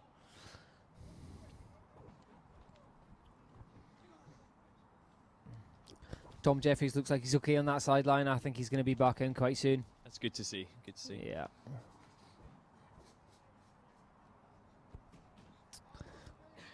The Button Hookers looking for the extra point here to extend this lead. Another high snap. Steve Nice. Mongai on the extra point.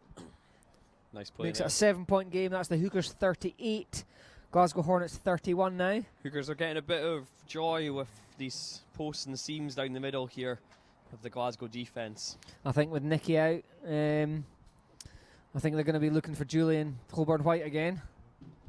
But you never know what Alan Young's got in his little box of tricks. Watch out for Craig Murray and Tom Jeffrey. Here, Tom back in the game. Richie Moore at centre. Yep. Dump off to Richie. Mr. Hips, look at those feet. That's number 19, Arik Raviv on the tackle. First time I think we've mentioned him today. Richie's having a great game today. He's I said he'd had a good season, but he's really bringing it in the final here. And a little 5-yard out dump off there, but he gained a good to nearly 15 to nearly 20 yards. Brings up second and about 4 yards to the halfway. And the ability to get that yards after catch It makes so such a vital. difference. Looking downfield to Julian Holborn-White again. A little bit overthrown. Alan Just Young too knows it. He knows it's on him. I think he knows he had an opportunity Yeah. there.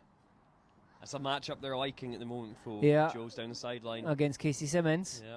He's beaten more than once today already. Casey's a very good defender. I think Alan just knows Joe's got that wee step and he's got Yeah. that bit of height. He did have Richie Moore open underneath again. 9:30 left in this second half. Everything. Go down a wee bit. I can't see. Alan Young going long again. And the interception is good. Josh Nicholson makes a huge play. I think we've got a player down again. It's Craig Murray down now. Both diving for the ball. I think he's a bit slow to get up. That's an incredible play from Josh there. Though it's a sort of play as well. It might be easy just to let it fall incomplete, but he picks up from Josh Nicholson. Yeah. Important play there for the defence. If the Hookers can score here, go out 2 scores up for the first time. I think that's the first defence we've had in this game so far. And we said earlier that could be the difference. Is one big play. Yeah. Now it's on to the Hornets to get that big play back, or And at least get a stop. And I don't think there's really any blame for quarterback Alan Young on that one. He's thrown the ball out, and it's just an excellent play on the defence. Just Maybe gotta say. slightly too far in front, but that dive and catch by Josh Nicholson. Josh Nicholson, GB safety there, showing exactly why he's in the GB setup. That was a fantastic play. Vince going long again. Oh, great Oh. defence by number 86. Tom Jeffries back on the field. Almost got one back there, the Hornets. Almost. Vince Mackey trying to force it in. Vince just needs to take it easy here. They've got the advantage here at the moment. Just take your time.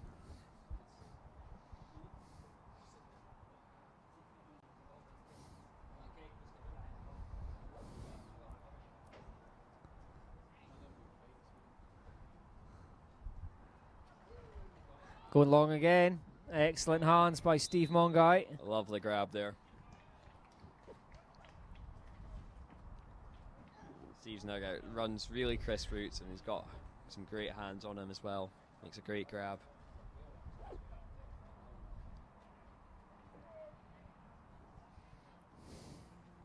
It's been interesting this year actually to watch how with Mike Bradley Vansky slotting into the Hookers lineup. Obviously Steve did a lot of that work before, and it's been seamless.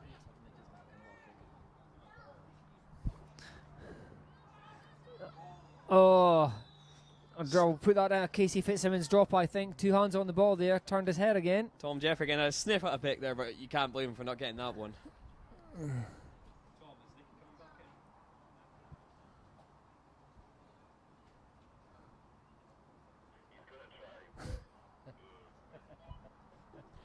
So again, our sideline reporter Tom Clark's been finding out the gossip, and it sounds like Nicky Farrell is going to try and come back into this game.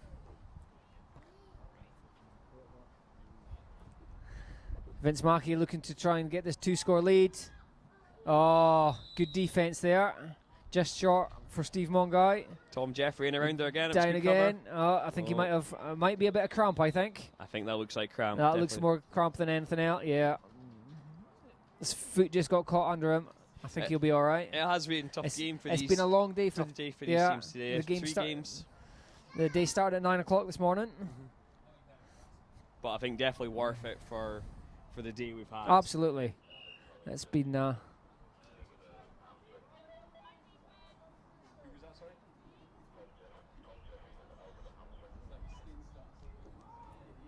We're hearing it's a hamstring problem for Tom Jeffries. Yeah, you can see that Nicky Farrell is back in the game, making the tackle there. Number 7 for the Hornets. Getting both flags of Mike Bradley-Bansky. Just watching Tom on the sideline here. He's jogging out. Obviously, it's good time that Nicky can come back, because Tom had been replacing Nicky in the lineup, but I think they'd like to have him available again.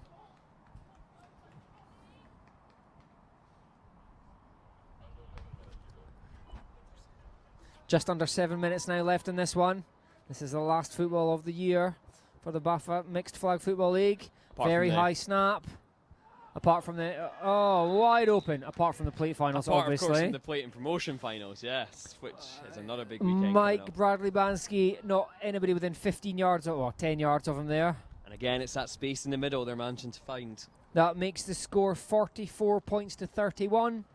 To the Hookers, 2-score lead. The first time we've had a 2-score lead in this game. First time it's found it could just be the deciding factor. After that interception.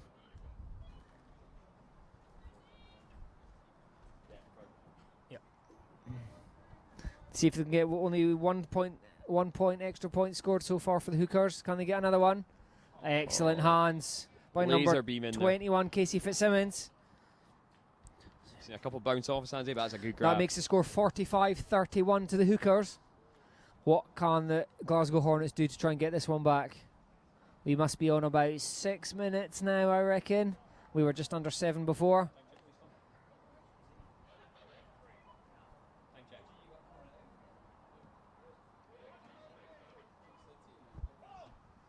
The ball's up in the air. Oh, it's another tipped ball. Alan Young getting the personal. He's going to get the unsportsmanlike conduct call. It's a tough one there. The ball got tipped up and intercepted. I think he knows that's probably the game. Yeah. It's tough. You put a lot of work into this all year season going unbeaten, and yeah.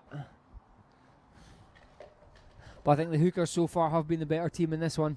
It's been very close. Glasgow have hung with them very well, but it's just telling in the second half here.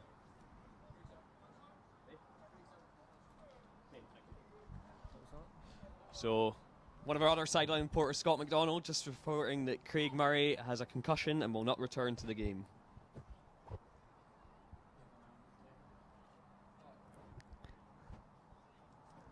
I think that's possibly been part of the difference here, Neil. Glasgow just injuries. Yeah, a couple of injuries. A bit of luck going Hooker's way there. We've got the interception.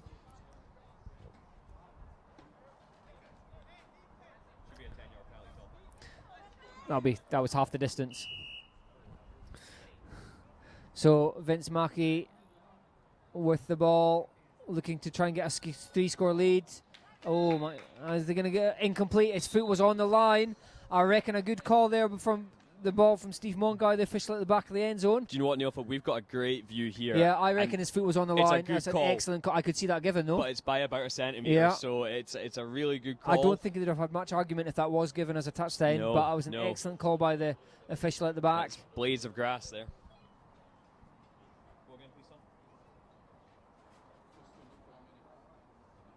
Just under 4 minutes left in this one.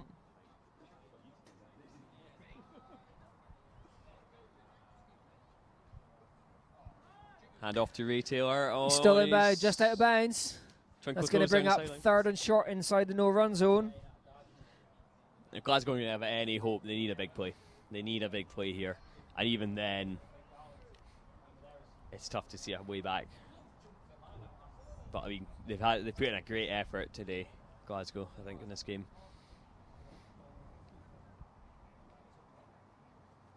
Obviously, last year, probably quite comfortable, I'd say, for Button Hookers in the final against the Birmingham Lions. Yeah, I think the Birmingham used it all up before that. Really didn't show up at all. But we've really had a good spectacle for the final here. A great advert for flag football. Oh, it's a drop on the touchdown. That could be a little bit of hope for the Glasgow Hornets. Glasgow take anything they get at the moment. They just need a That's stop. going to bring up. That brings up 4th down, doesn't it? I think. I believe so. Just waiting on the signal from the referees. Is it 3rd or 4th?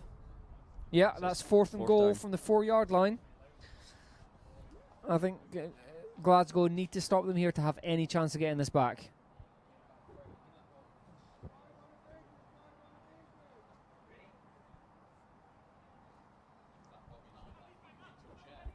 It's going long.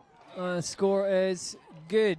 Ray Taylor. Flag fell out for half the play there, but didn't No, matter. it doesn't matter. He can still make the catch Got though. the catch in the end That zone. makes the score 51 to 31.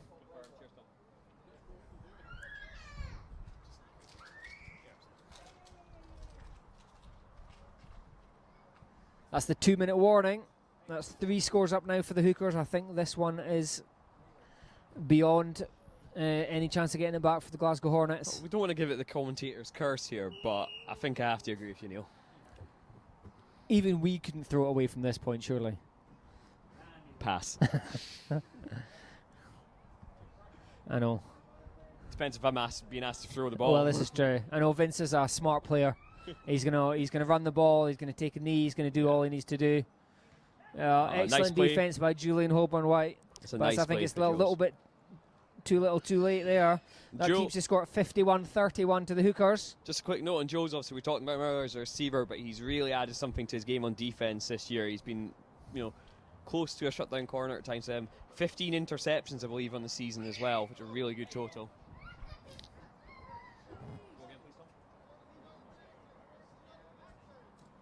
Inside the 2-minute warning now. Alan Young going to long. Nicky Farrell going long.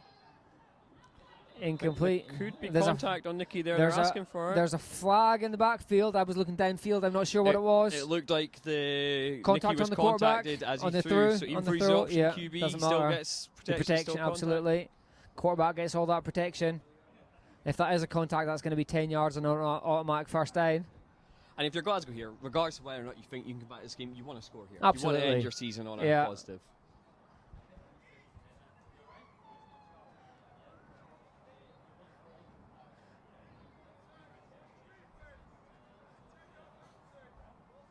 Yeah, contact on the quarterback there. I'm not sure what the defensive player was, but that's going to be a 10-yard penalty and an automatic first down.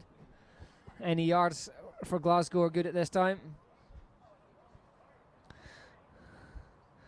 As I said earlier, Casey Simmons, or number 33, Ryan Loftus, making his point clear to the referees that he wasn't happy about that one. I think it might have been Sealy Arms coming up on the giving away the foul there. That brings up 1st and halfway still. Single blitzer up the middle. Nicky Farrell going long. Oh, receivers falling down. Incomplete. Their feet tangled, but there's nothing going to be on that one. That's incomplete.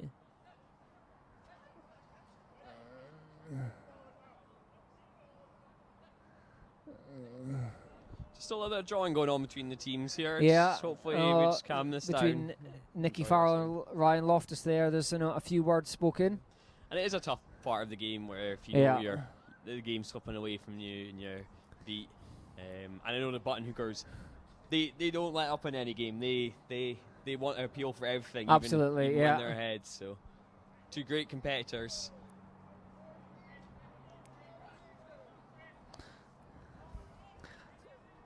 Excellent choice there to get the first down.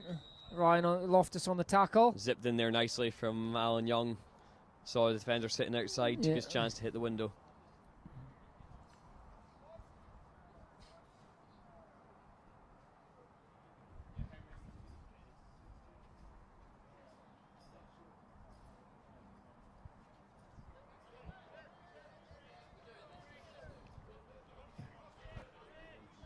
One minute 22 left in this half. Alan Young on a run. Not something you see very often on a football field. Alan running. Tell you what, surprisingly effective sometimes. Just because teams don't expect him to. I know He's those caught us a few times. Sometimes scoring. those big guys when they when they do some spins, it's quite difficult to get around them. Indeed.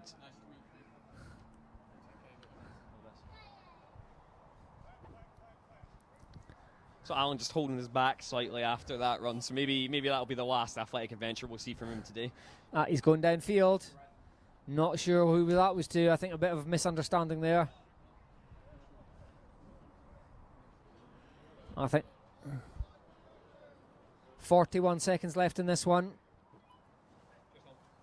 3 scores down for the Hornets. I know they know the games beyond them that are going to be looking to finish on a high and try and get a consolation touchdown at the end. It's 4 touchdowns to 2 touchdowns in the second half is the difference in this game. Paramedics been kept busy in this game. A few injuries for the Glasgow Hornets. Nicky Farrell going long to Julian Holborn-White. Ball's tipped up, goes incomplete.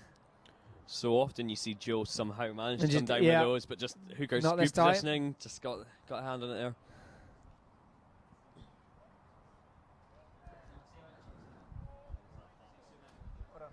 See you later. 31, I think. 31 seconds, we think, in this one.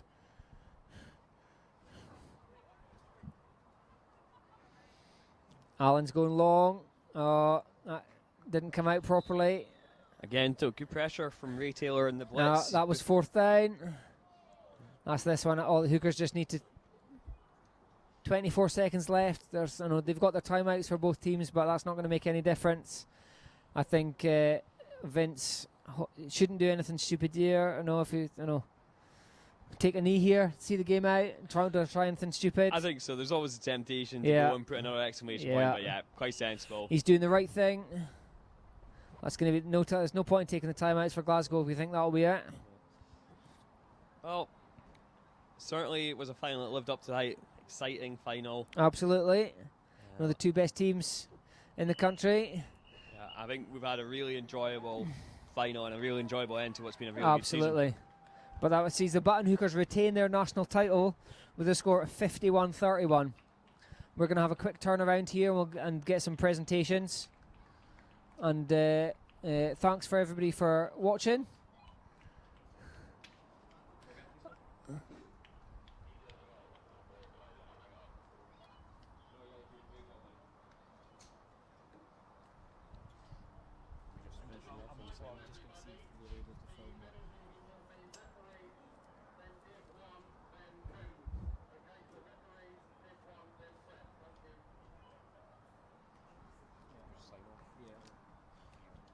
Because it's going to be down the show, we just sign off and then make them. We're signing off now. We're going to have some presentations now, but we're going to get these film crew here off home. Have done an excellent job, so thank you to Wayne and Luke from SSTV who have helped us out today with an excellent job on the live stream. I think there's a good chance we'll be using them again in the future. Done an excellent job.